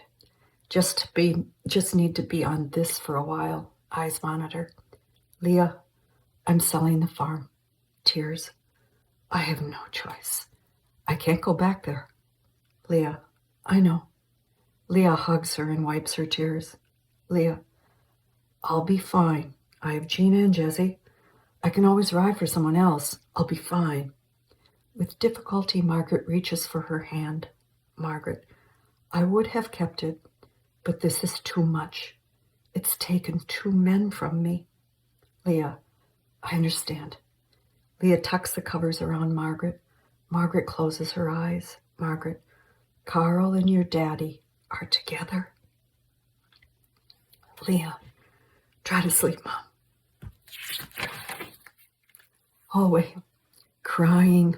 Leah leaves Margaret's room. A nurse stops. Nurse, are you okay, Miss Ryan? Pause. Leah, is everything all right? Leah turns. Her words catch in her throat. The nurse reaches for Margaret's door. Leah stops her. Leah, she's fine. She needs to rest. Exterior farm day. Leah and Johnny, dressed in warm clothes, throw hay to the horses. Charred remains of the barn in the background. 5 brood mares, Gina and Jesse, gather. Leah, she's got to have a stall of her own. She'll be noisy for a few days. And don't put her out if the wind chill is colder than 20 below. I'll bring over the feed. Johnny, you sure you want me to take her? Leah, she won't grow right if she's out for the winter. No barbed wire, be sure. Johnny, I know the rules. Exterior driveway. Leah and Johnny load Jesse into a trailer behind Johnny's pickup.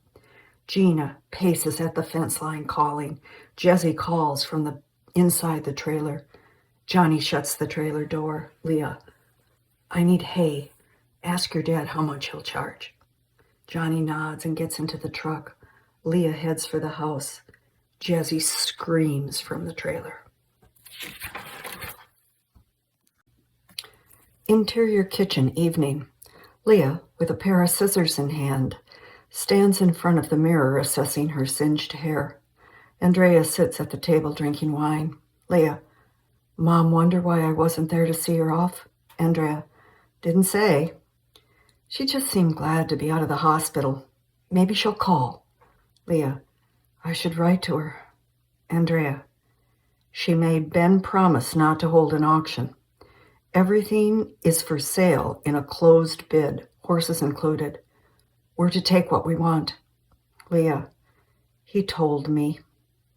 Pete, where's the happy family that bred good Arabians, laughed at Ben Jr.'s stupid jokes, and watched you date the cutest guys in town? What happened to us? Andrea joins her at the mirror. Andrea, I'm still dating the cutest guys in town, only older. Leah, what happened to Mr. Glowing? Andrea, I decided he could only handle one woman, his wife. I really loved that guy. Leah embraces her. They look in the mirror at each other. Leah fingers her singed hairline, pulling loose hair onto her forehead. Leah, we can't both be most pathetic person of the year. I want out of the running. Leah hands the pair of scissors to Andrea. Leah, cut some bangs. Andrea snips the hair Leah holds. Andrea, let's layer the rest. It'll be sexy. Leah snatches the scissors from Andrea. Andrea, I just think you need a new look for your new life, which is...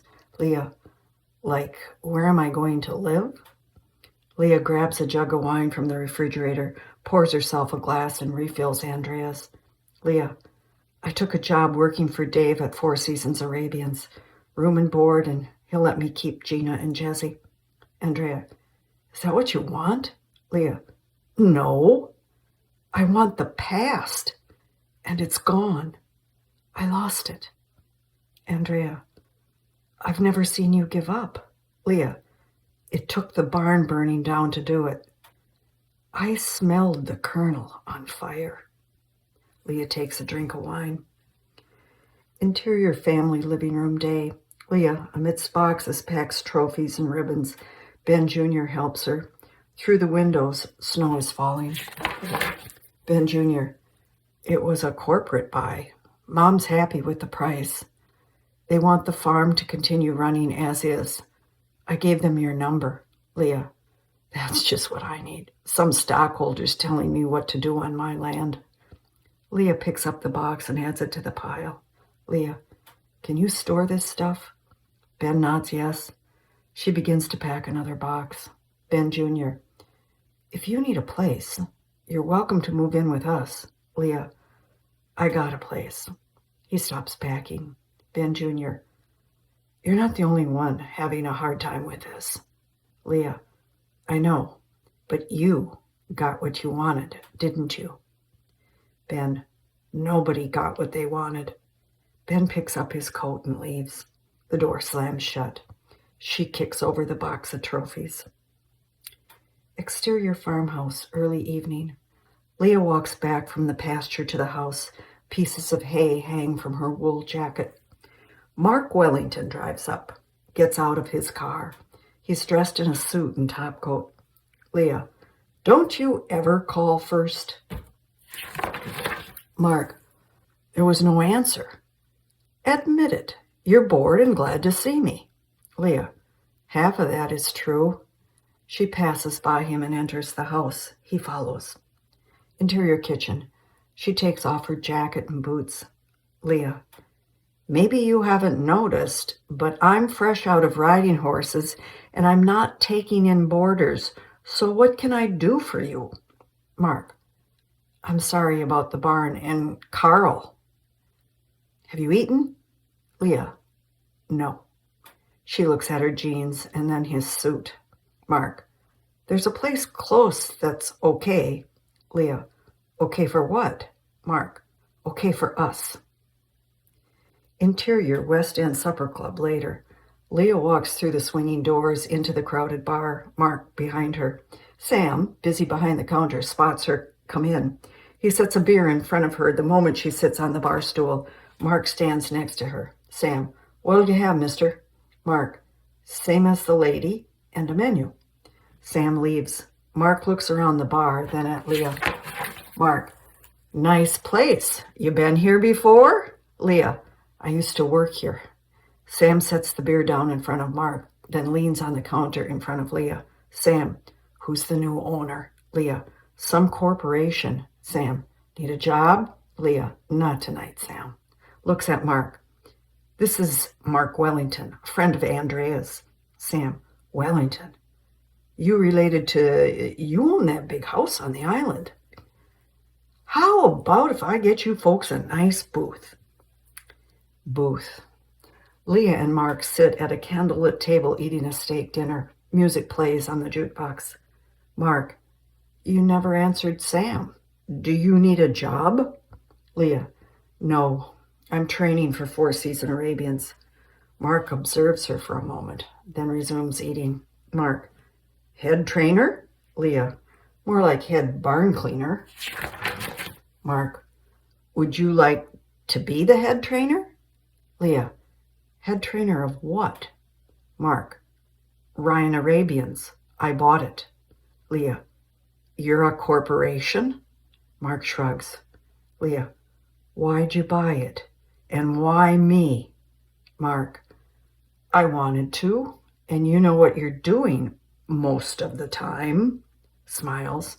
Leah, do you always get what you want? Mark, most of the time.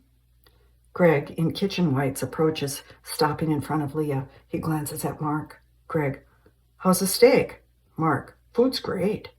Greg, to Leah, looks like you're all right. Johnny gave us the details. I'm really sorry. Again, he glances at Mark. Leah, this is Mark Wellington, the new owner, and my boss. Mark, this is Greg Wright, an old friend. Greg, to Mark, you got a great piece of property.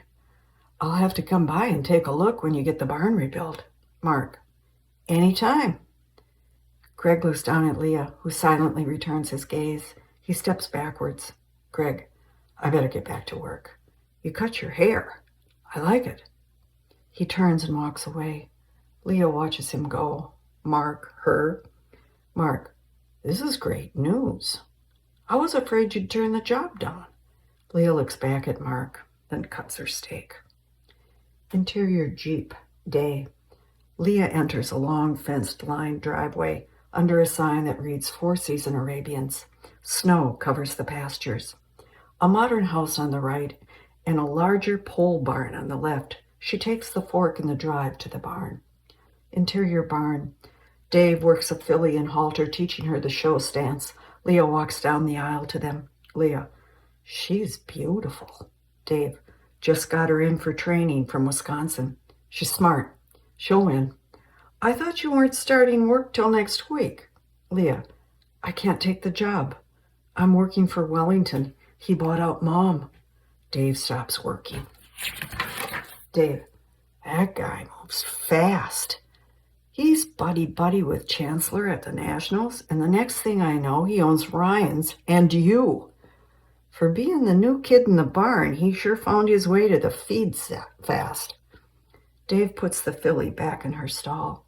Leah, he doesn't own me. Dave laughs. Come on, I've got something to show you. Interior arena. Leah stands at the entry. Dave, carrying a short whip, lunges a black-based stallion in a circle. He brings the horse to attention, working him until he stands in a show stance, neck stretched, muscles tight. Leah, he's big. Where's he from?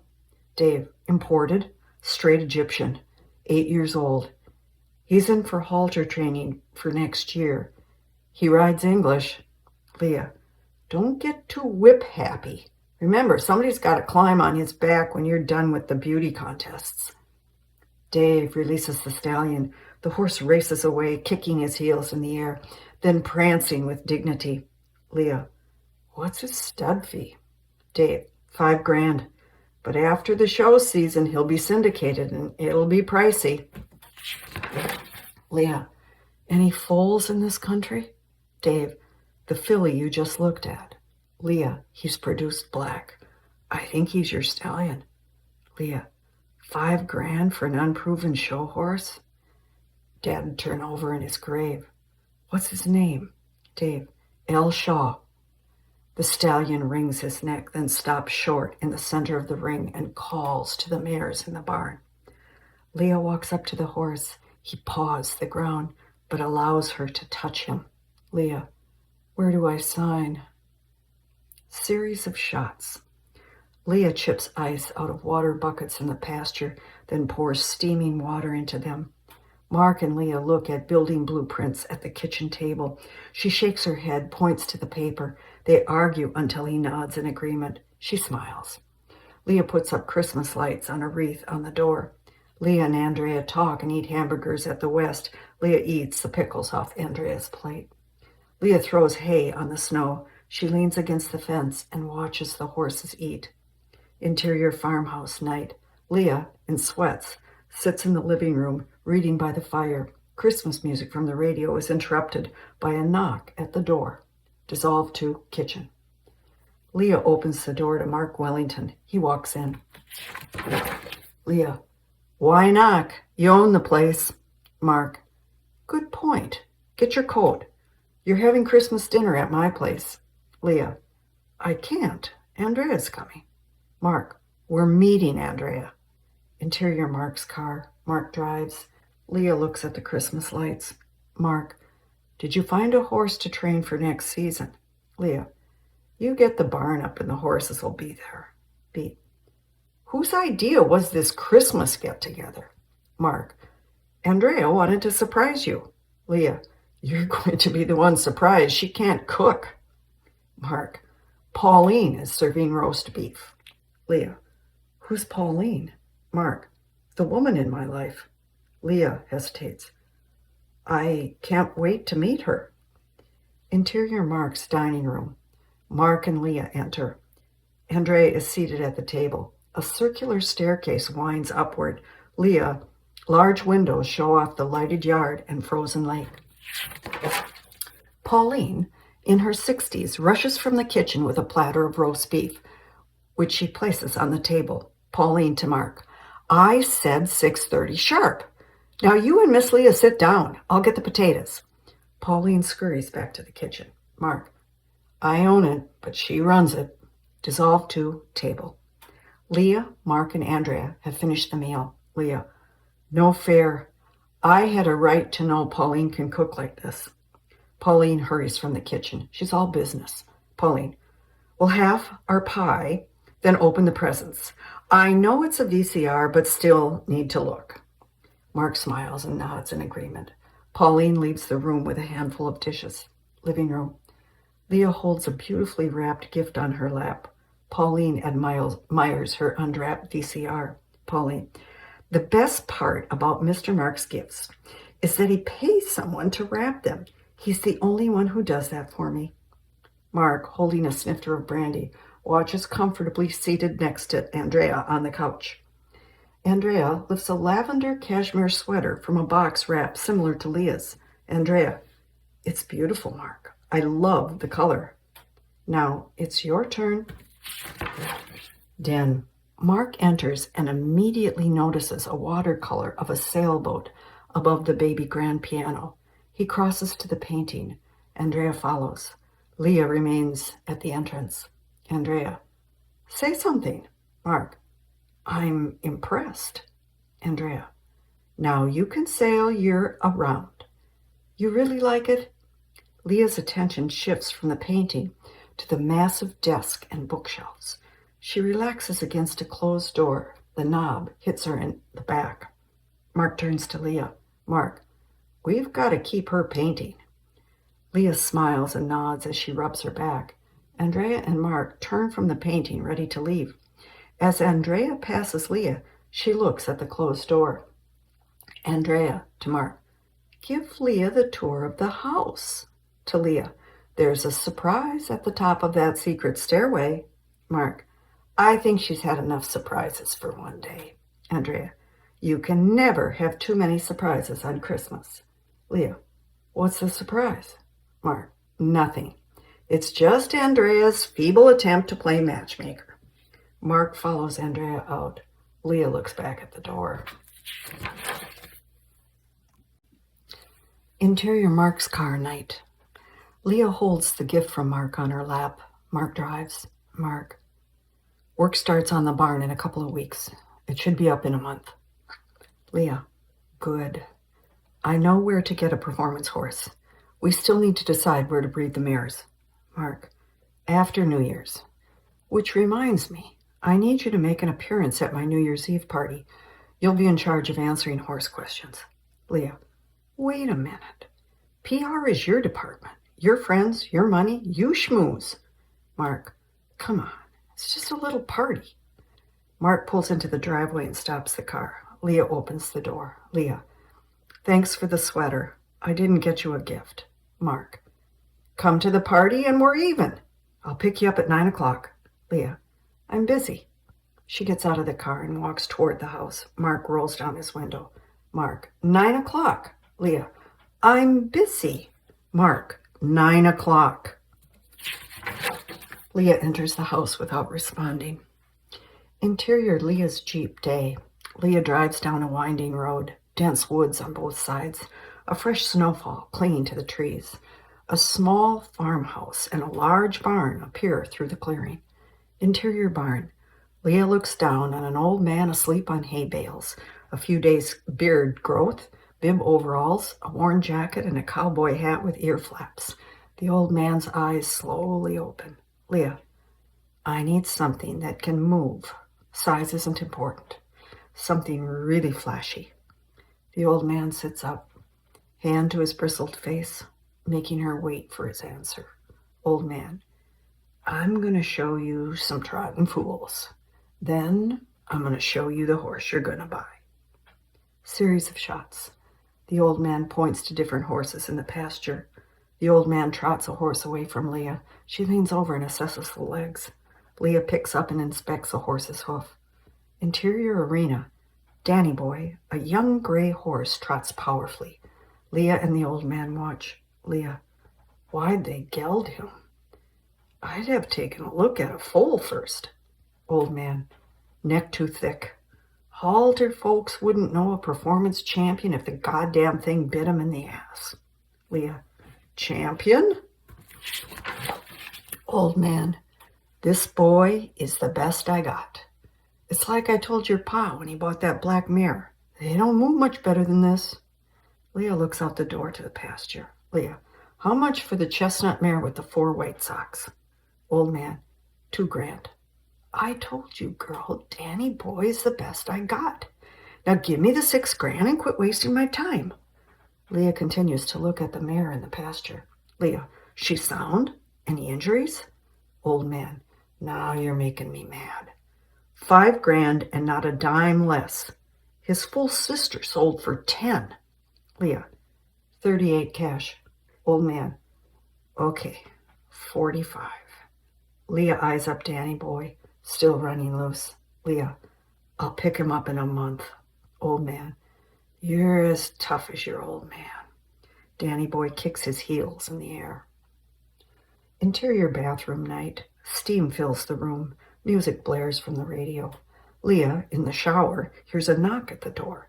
She turns off the water and cocks her head. Another knock. Mark, off screen. You just about ready? Leah freezes. Dissolved to Leah opens the bathroom door wearing a red robe and a towel around her head. Mark, wearing a top coat and a silk scarf around his neck, smiles back. Mark, you're not ready. Leah, I told you I'm busy. I'm meeting Andrea in town. She walks past, drying her hair. He follows. Mark, that'll be cozy. You, Andrea, and Larry. Leah's bedroom. She sits down on the bed, leg exposed. Leah, Larry? Okay, I lied. Mark, hurry up and get dressed. Leah, I don't know what to wear. Mark, wear the sweater I gave you. You look great in red. She pulls the red robe over her leg. Leah, under one condition. You bring me home when I say. Mark, compromise. Anytime after midnight. Leah, that's fair. Leah, no, when I say. Mark, the longer you sit and argue with me, the closer it gets to midnight. He gives her a smug smile, then leaves, closing the door. Leah mocking. The longer you sit and argue. Exterior, Mark's house. The house is lit up. Cars are parked everywhere. Laughter and music filter to the outside. Interior, Mark's house. At the foyer, Mark helps Leah with her coat. Leah readjusts the red sweater. Leah, what do you think? Mark, I think you hold the record. Leah, for what? Mark, let me put it this way. I've never seen 15 minutes put to better use. Pauline, dressed in a black maid's dress, rushes up to Mark and Leah. She takes Leah's coat. Pauline to Mark. You better talk to Miss Barbara. She's whining, saying you're rude for leaving your own party. Mark, get Leah something to drink and introduce her to the piano man. He'll love that. To Leah, make yourself at home. Mark scans the living room full of well-dressed people, then cuts through the crowd. Leah, well, I just can't wait to meet Miss Barbara. Pauline smiles. Pauline, I think the feeling is mutual. Dissolve to Den. At the piano, Pauline pours Leah a glass of champagne. Dr. Greg, muscular, dark hair, resembles Greg from the bar, is seated at the keyboard. Pauline, Dr. Greg, you be nice to Miss Leah. She doesn't know anybody. Dr. Greg, she's in good hands. Chords on the piano. Just set the bottle down and we'll be fine. Pauline surveys them, then sets the champagne on the piano and scoots away. Leah stares at Dr. Greg. Leah, it's so strange. You look like someone I know, and his name is Greg. Dr. Greg strikes a playful chord on the piano. Dr. Greg, he's a lucky guy. Leah, 'cause his name is Greg? Dr. Greg, no, because you know him. Leah smiles. What kind of doctor are you? Dr. Greg, an ophthalmologist. And may I add that you have lovely eyes. Smiles. With Pauline in your corner, you must know Mark. Leah, I'm Mr. Wellington's horse trainer. Dr. Greg, that's very interesting. Leah, that I train horses? Dr. Greg, no, that you call him Mr. Wellington. From the next room, a female's lusty laugh flutters above their conversation. Leah and Greg turn to Barbara, a brunette, one shoulder exposed, hanging on Mark's arm. Same woman with him at the art exhibit. Dr. Greg. Barbara is harmless. She just doesn't know it. She's had a thing for Mark since we were kids. Since they've both gotten a divorce, I think she's begun to, whispers, she's looking for number 5. Leah stares at them. Mark nods back in recognition. Leah, I didn't know he was married. Dr. Greg, it ended 3 years ago when he bought this place and moved out here with Pauline. She was high society, well-bred, but sort of pushes up his nose. Barbara catches Leah's gaze and walks to them. She positions herself between Leah and Dr. Greg. Barbara, I'm Barbara, and you must be Leah. Mark says you're wonderful with horses. I didn't know he was interested. In horses, that is. I must come see you ride. Dr. Greg, can I come? Barbara to Dr. Greg, you promised to be the entertainment this evening. Dr. Greg, this is very entertaining. Barbara takes Leah by the arm and leads her away. Barbara, now tell me all about this little horse job you have. Chattering on, Barbara leads Leah to the food. Mark intercepts Leah and introduces her to a group of people. Dissolve 2. Leah rejoins Dr. Greg at the piano. He fills her glass with champagne. Mark interrupts, takes her by the arm and heads for a group of people. Dr. Greg waves goodbye. Dissolve 2. Leah chats with a group of people, checks the wall clock, which reads 11 o'clock. Den. Dr. Greg plays the piano. The surrounding people sing. Leah leans against the closet door, drinking champagne. The door handle hits her back. She moves and stares at the knob, then reaches out and turns it. She peers up into a dark, winding staircase. Light from the outside rooms filters in the stained glass windows. She climbs to the top and opens the door to Mark's bedroom. She scans the room. Her eyes rest on the 4-poster bed, then Mark's sport coat hanging on a post. She walks up and feels the fabric of the coat. She returns to the staircase. She descends with difficulty, steadying herself against the wall. Midway down, the door at the bottom opens. Mark. Leah, are you up there? Leah, I'm on my way down. I didn't know it was your bedroom.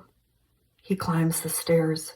They meet on the small steps, their faces close together. She loses her balance. He grabs her arm and steadies her. Mark, the party's downstairs, or at least it was. The crowd in the den begins to count down to midnight.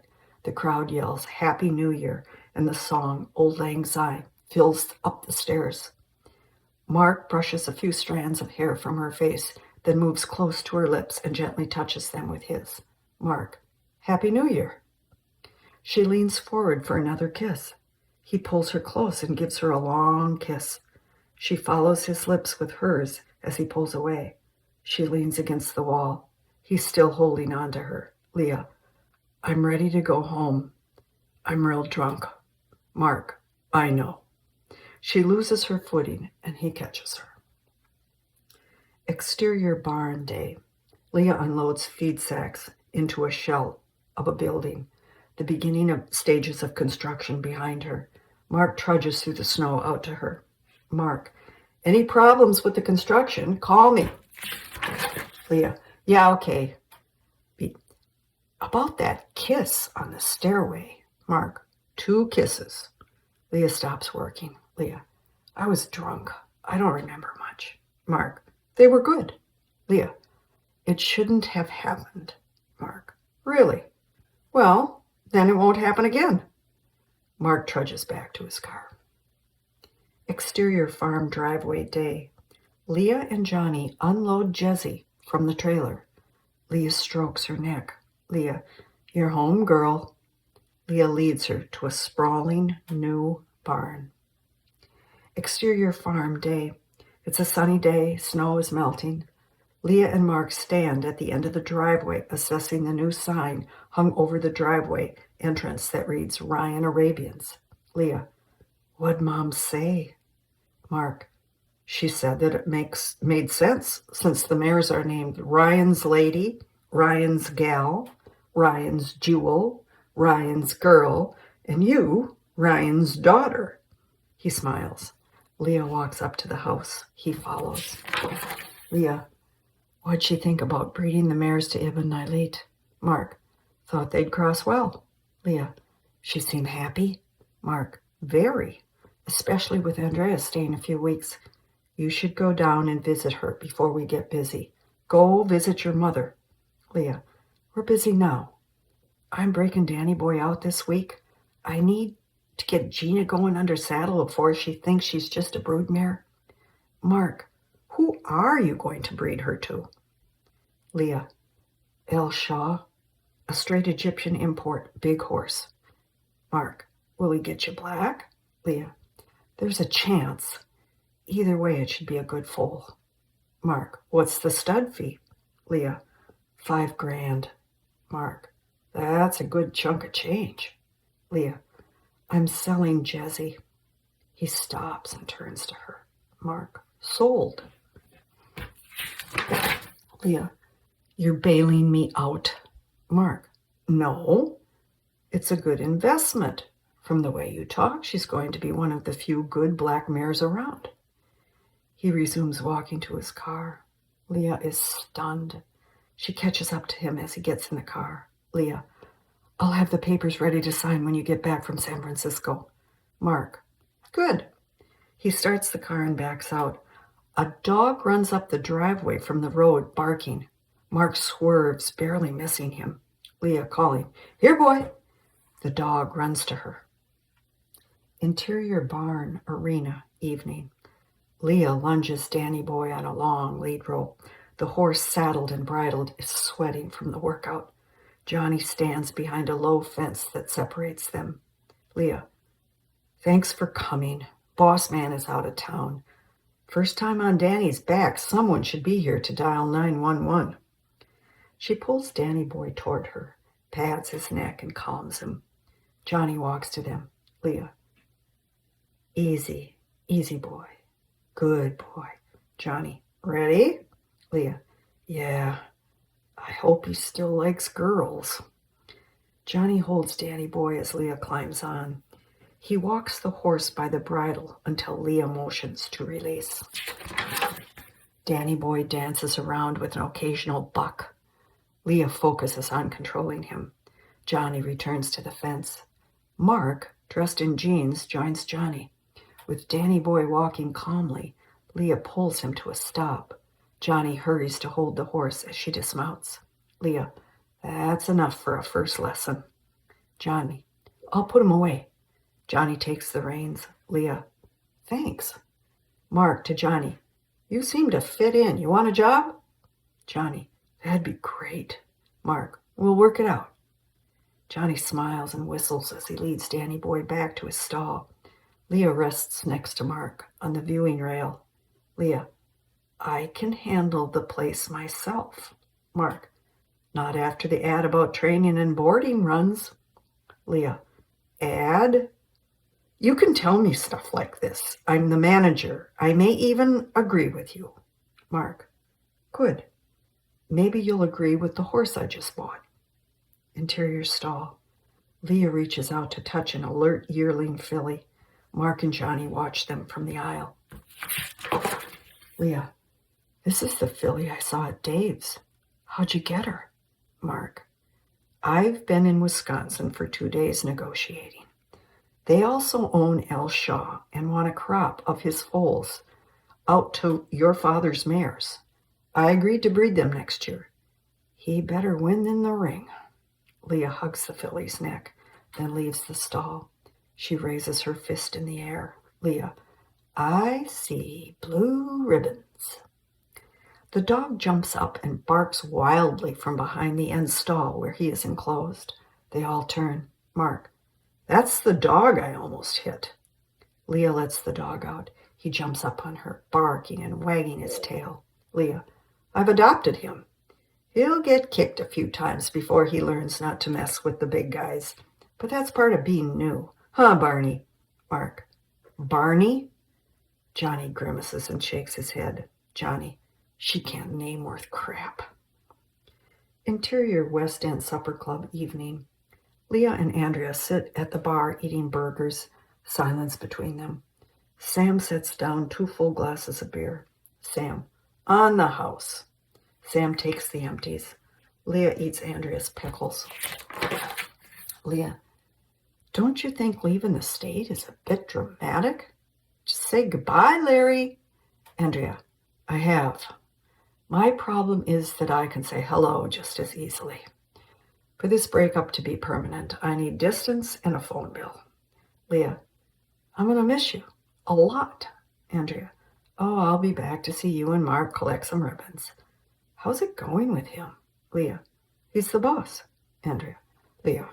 All he talks about to me is you and the horses. Leah. Well, all he talks about to me is horses. Andrea.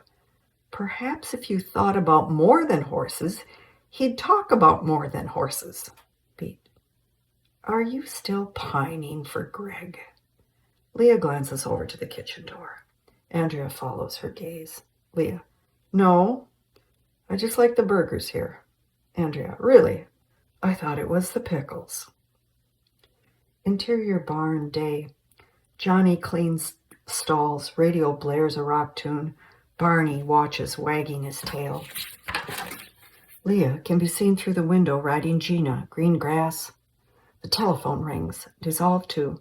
Johnny, holding the phone, opens the door and whistles to Leah. Leah pulls Gina to a halt. Barney wiggles through Johnny's feet and rushes out, barking. Johnny calling, Mark's on the phone. Barney heads for Gina, barking with a vengeance. Leah yelling, grab the dog! Gina rears and bucks. Leah flies off. Interior Mark's car day. Mark drives around the lake. Leah sits in the passenger seat with her arm in a sling. Leah, so why'd you call? Mark, it's not important. Leah points to her arm in a sling. Leah, it is to me. Mark, I entered Danny Boy in a small show next weekend. Pause. We'll start him later. You've got to lay off that arm. Leah, I agree. But a separated shoulder can heal just as fast at the farm. Mark, oh no. You'll be out there bossing Johnny, then decide to do it yourself. You stay at the island. I'll stay at the farm. The dog goes tomorrow.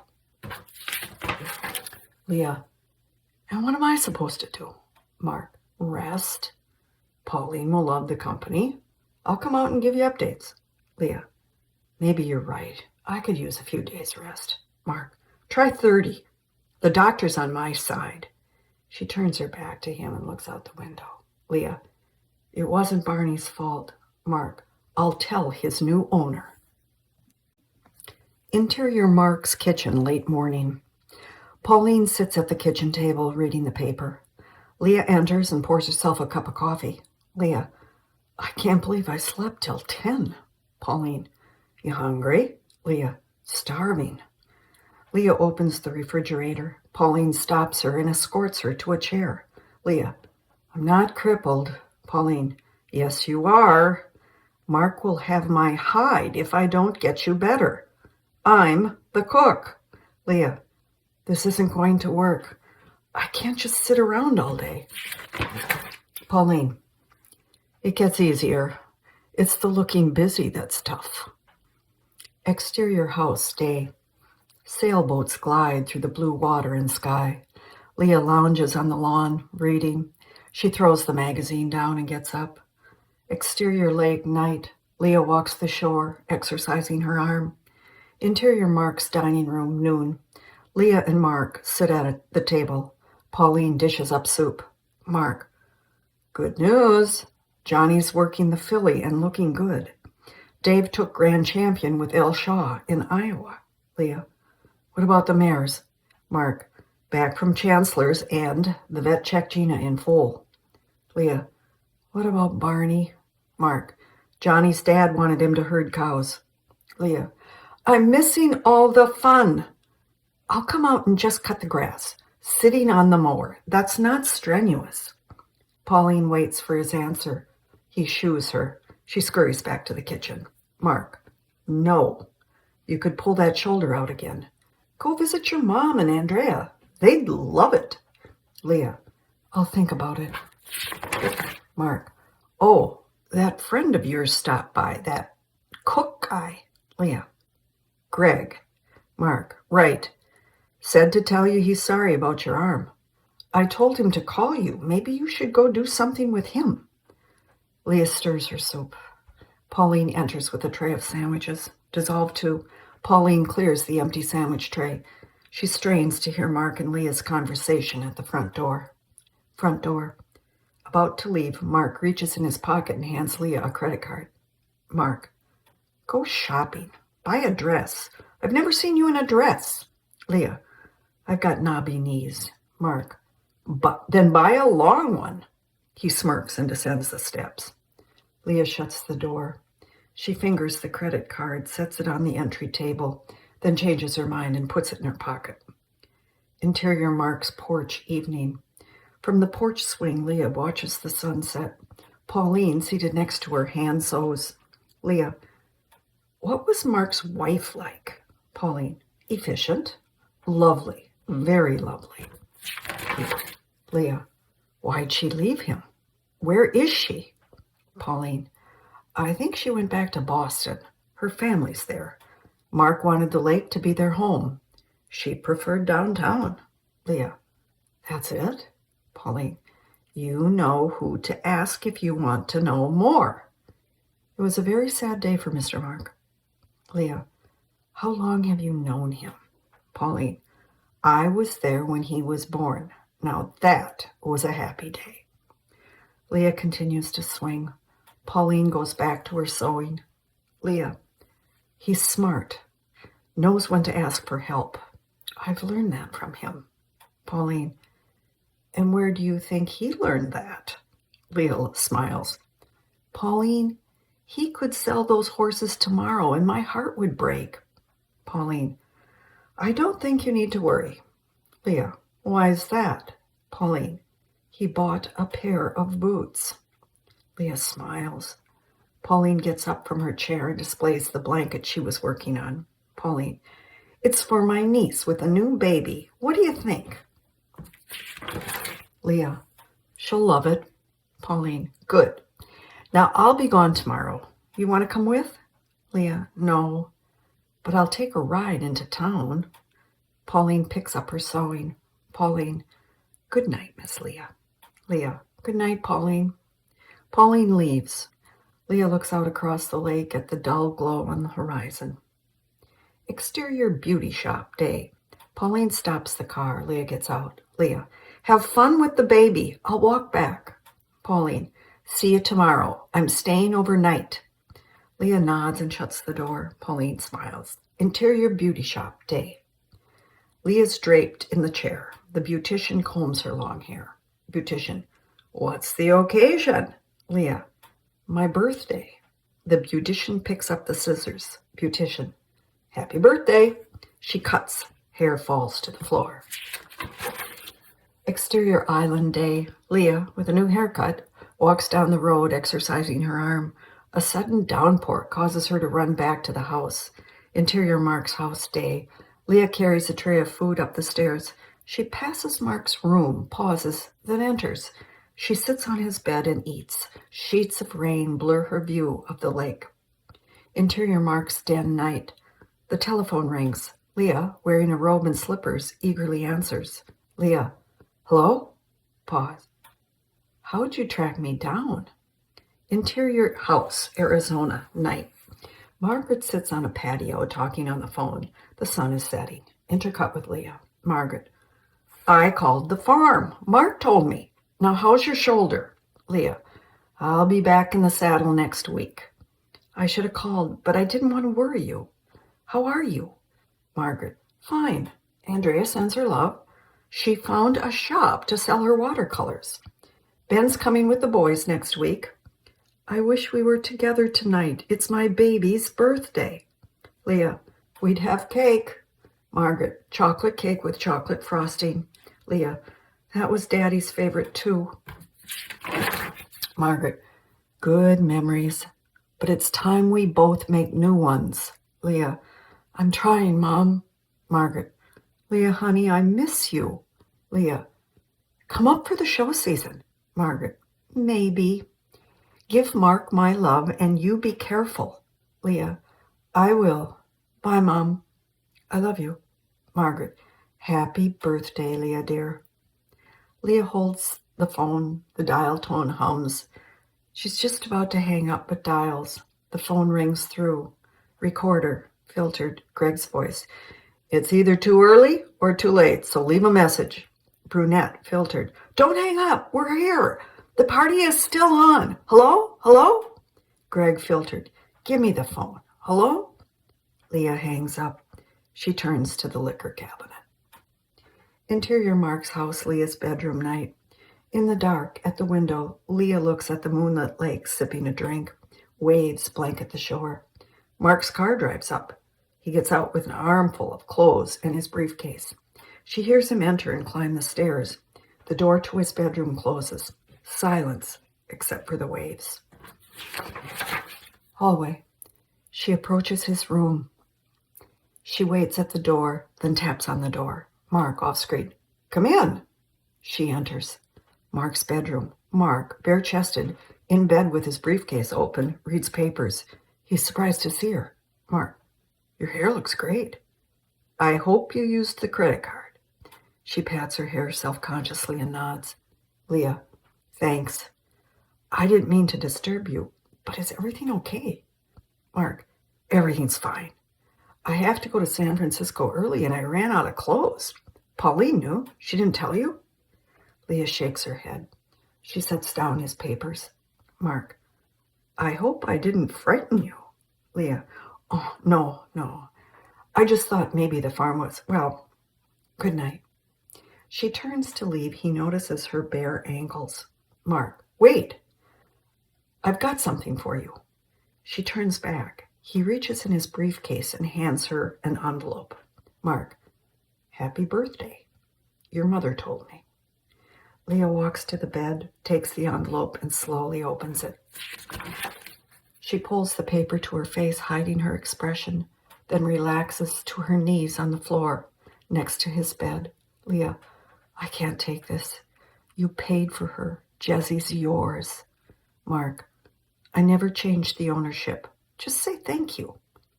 Face close. Repeat after me. Thank you. She kisses his cheek. Leah, thank you. He kisses her lips when she finishes the words, then pulls her up next to him on the bed. She leans against his chest, still holding the paper. Leah, I don't want to leave. Mark, good. Leah, it's been a long time for me, almost 2 years. Mark, that's a long time. Leah, and you?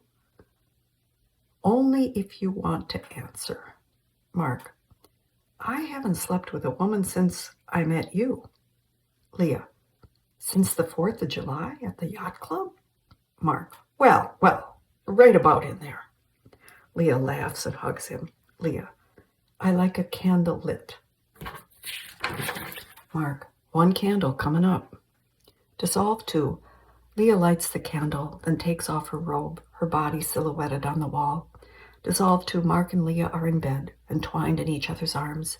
She kisses his face and neck, occasionally exchanging kisses on the lips. The candlelight flickers. Dissolve 2. Leah's face on top of Mark's, giving quick kisses. She rises and breathes deeply. He pulls her back down and they kiss passionately. Leah breathless. Greg. Mark stops. She looks into his eyes, then buries her face in his chest. She rolls off of him, her back to him. He touches her arms. Mark, it's okay. Now I understand why it's been 2 years. Leah, I'm sorry. I've ruined it.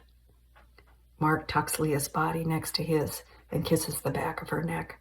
She wipes her tears with the sheet. Mark, Everything's fine. She turns her face to him.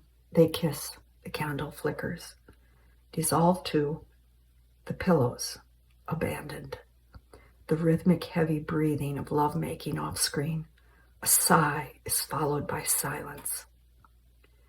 Leah slowly lowers her body onto the bed, face down on the pillow. Her hair wisps across her face. Mark lowers his body down on top of her. He brushes the hair from her face, then places his cheek on hers. Mark, we're good together. She smiles and nods. Mark, are you my cowgirl? Leah, yes. The candle has burned to the base of the holder. Interior Mark's bedroom, morning. Sunshine fills the room. Leah wakes up alone. She pulls Mark's pillow to her body and closes her eyes. Interior barn, day. Leah saunters in and watches Johnny clean a stall. Rock music blares. Leah, doing a good job? Johnny comes out of the stall and leans on the pitchfork. Johnny, you're back early. Leah, you gonna squeal? He smiles and shakes his head. Leah, good. I gotta work. She grabs a pair of gloves off a hook. Exterior barn, day. Leah mounts Danny Boy in the outdoor ring. She dresses the reins in her hands, then gallops him in a circle. Interior farm kitchen, early evening. Mark approaches carrying 2 grocery bags. Leah opens the door. He's dressed in a suit, she in jeans. Leah, what'd you bring me? Mark, a welcome home dinner. Leah, mine or yours? He sets the bags down, pulls her into an embrace and kisses her. Mark, both. She stretches her neck to see into the bags. Mark, I got a couple of nice fillets. I can cook. Leah, are you trying to impress me? Mark, I thought I already did. He takes a bottle of champagne from the bag and in a cavalier manner displays it to her. Mark, does Mademoiselle approve? She continues to look at his eyes and not the bottle. Leah, she does. Dissolve to, Leah clears the table. Mark watches her and drinks champagne. She sits back down and meets his steady gaze. Leah, what? Mark, I like the way you move. It's kind of a gentle sway. Dream about it. He continues to look at her as she sips champagne. Leah, you can keep going. I like this conversation. Mark, I could talk like this every night. Leah, you'd get tired of it. Mark, I've thought about it a lot. I don't think so. Would you get tired of listening? Leah, that's like asking me if I get tired of winning. But let's wait and see if you keep having those dreams. She stands, pulls him to her, and kisses his lips. Mark picks up a candle, and they head up the stairs. Series of shots. Leah and Johnny load Danny Boy into the trailer. Mark holds Danny Boy while a farrier pounds on new shoes. Johnny, in the show ring, walks the L. Shaw filly up to the judge. Mark and Leah watch from the stands. Leah, in show clothes, dismounts Danny Boy and hands Mark a blue ribbon. Leah dismounts and hands Mark a trophy. A photographer takes their picture in the show ring. Mark holds a huge trophy.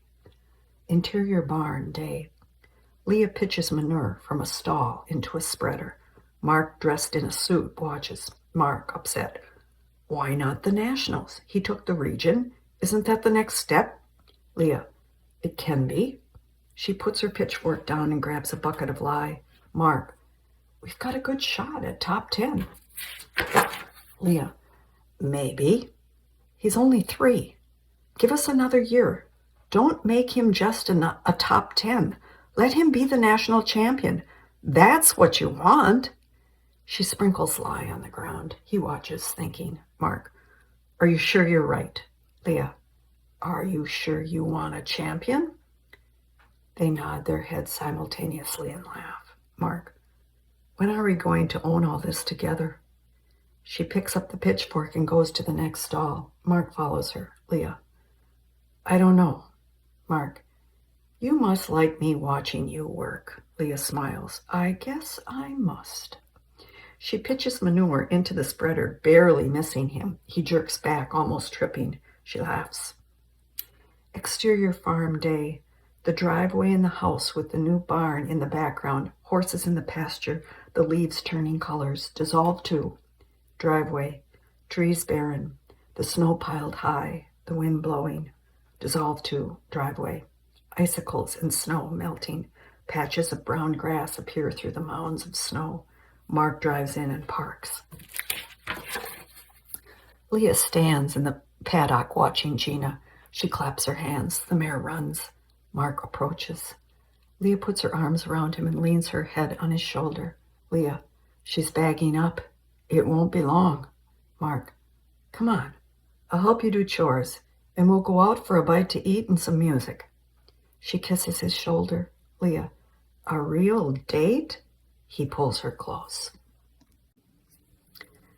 Exterior Mark's car, evening. Leah and Mark drive out of the farm and turn toward the setting sun. Interior Mark's car.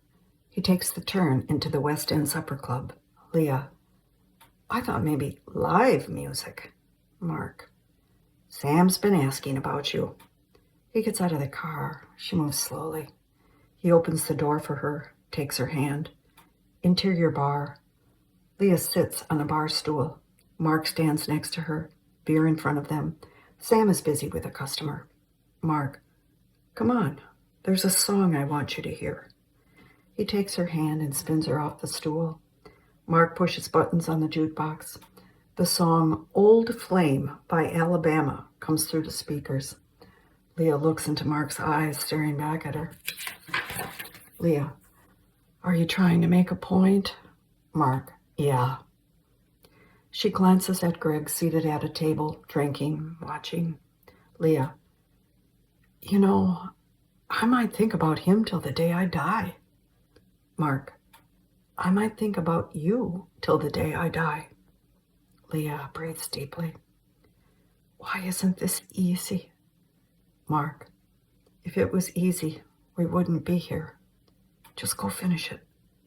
Leah, how'd you finish your marriage? Mark's taken aback. Mark, I had that coming. I'd like to think it was complicated, but actually, we were both just spoiled. If we had been smart, we would have spoiled each other. She ended it. Leah, it would have scared me if you were an expert. She touches Mark's hand, then walks to Greg. Both men watch her. She pulls up a chair and sits next to Greg. Greg, your hair, I like it. I've missed you. I thought it hurt not seeing you, but it tears my guts out seeing you with him. Leah, well, maybe we're even. Greg, you still care. Leah, what do you want from me? Greg, I don't know. He takes a drink. She checks the jukebox, then the bar where Mark talks with Sam. She sits back in her chair. Leah, for a long time, I thought your wanting, then not wanting me was good. Like you were waiting to be sure that your feelings would be forever. I thought it was sort of romantic. I know that sounds silly. Greg, it sounds sort of true. Leah, well, I'm done waiting for something that may never happen. But I want you to know that it makes me sad because I was crazy in love with you, Greg. She gets up to leave. He grabs her arm. Greg, I kept away from you so I wouldn't hurt you. I'll always love you. Leah, I don't need that kind of love. She looks at the hold he has on her arm. He releases his grip. She looks him in the eyes. Leah, I'm tired of this game. You're the only one with the rules. I keep losing, and like you said, I'm a winner. There's nothing here to win. Who are you? Look hard down the neck of that bottle. She walks away. Greg grips the bottle. Interior barn office, early evening. 2 sleeping bags are piled on the couch. Coffee pot brewing, a portable TV on the table. Leah paces as she talks on the phone. Leah, hang tight, Doc. Gina's started. I'll call if she needs help. No, go to bed. We'll be fine. Thanks, bye. Leah hangs the phone up and leaves the office. Interior barn. Leah looks down on Gina, lying on a deep bed of straw, her tail wrapped for foaling. Mark strolls down the aisle dressed in jeans, boots, and a white cowboy hat. Leah, where have you been? I need you to help. Mark, imitating Gone with the Wind. But Miss Leah, I know nothing about birthing babies. Leah smiles. Mark, this is serious. Mark, I know. Why do you think I bought this? Mark points to the hat, then gives her a quick hug. Leah enters the stall. Mark, how long? Leah, could be an hour, could be 10. For sure tonight. She bends down and feels Gina's milk sack. Gina gets up and circles the stall. Leah, come on. She likes to be alone. Interior barn office. Leah hands Mark a cup of coffee. They relax on the couch. The TV is on. Mark, I'll install a camera in the foaling stall next year. We'll watch from here. If there's a problem, we're there. Leah looks pensively at the door. Mark, Leah? Leah, yeah, the camera's great. I'm worried. She's laboring so hard. I have to check her. Interior foaling stall. Mark stands at the far end of the stall watching. Leah sits near Gina's head. Gina lies exhausted from the pain. The front feet and head of the foal protrude from the opening under her tail. Gina lets out a groan and attempts to stand. Leah pulls her down by the halter. Leah, how long will it take, Doc? Mark, he's out on a call. They'll find him. Leah pats Gina's neck, whispering soothing words. The mare once again tries to stand. Leah pulls her back down. Leah looks to Mark with enlightenment. Leah, the foal's too big. We need to pull the foal. I'll hold Gina. If she stands, she can break its back. You pull. He gives her a reluctant nod, then walks to Gina's rear end. He kneels in the straw. Reluctantly, he puts his hands on the foal's legs. Leah, I'll tell you when. Leah lays her hand on Gina's side. The mare breathes deeply. Her side heaves in pain. She groans. Leah, now. The mare jerks up to escape the pain. Leah grips her halter. Mark pulls hard, bringing the foal toward his chest. Blood smears his shirt. Leah, pull down. We're okay. Mark adjusts the angle and pulls on the foal. The foal slides out of the opening and lies motionless. Gina relaxes in exhaustion. Mark releases his hold and sits back on the hay bale, pale, breathing deeply. The foal twitches, then jerks, fighting to get out of the sack. The sack breaks and the foal emerges. Leah applies iodine to the umbilical cord. She wipes the foal with a towel, massaging, encouraging movement. Leah lifts the tail, then throws Mark a towel to wipe his bloody hands. Leah, we got a colt. A black colt. Mark smiles. The girl got what she wanted. That pretty much makes me the hero. She smiles and nods, admiring the colt. He leans forward, resting his chin on her shoulder. Leah, he's perfect. Mark, what are you naming your perfect horse? Leah, Beauty. Butte for short. Mark, like Black Beauty? Leah, yes. Mark, you know what Johnny's gonna say. Leah nods. The foal struggles to stand on his spindly legs. Once on his feet, he raises his head. Gina lifts her head and pushes up from the straw. She finds her baby and nudges him with her nose. Mark and Leah watch mother and child get to know each other. Mark turns to her. Mark, you said we got a colt. That's a generous offer. Let's keep him in our barn on our land. Leah smiles. That seems fair. Mark, is there an announcement you'd like to make? Leah, I love you. He kisses the top of her head. Mark, I knew tonight was the night. Leah, how'd you know? He adjusts his hat. Mark, the girl always gets the guy in the white hat. She flips the brim of his hat. It tumbles from his head. He barely catches it. Leah, only if the guy saves the girl's horse. Mark, and then the guy gets the girl and the horse. Leah, and together they make him a champion. Smiles. We'll win with him. We'll win it all. Mark encircles her with his arms. She nestles into the embrace. Mark, double national champion. Leah beams. In my barn. Mark, yep. Gina helps Beauty find the milk sack. He eagerly nurses. Leah, and after we've trained and shown and won, I want to ride him in the sand. Mark, with the waves lapping at his hoofs. Leah, no, not the beach, the desert. Lifts hat, with a moon this big, dissolves to exterior desert night. A full moon lingers low in the sky. The silhouette of a horse and rider rear before it. The horse's mane and tail and the rider's hair billow in the wind. The pair charges the horizon. Hoofprints in the sand. Young girl, voiceover. Long ago, in the land of sand, the world was ruled by horses and man. The clash of many, the victory of few, make beauty and love the chosen two. Ages will come and ages will go, but a promise haunts forever.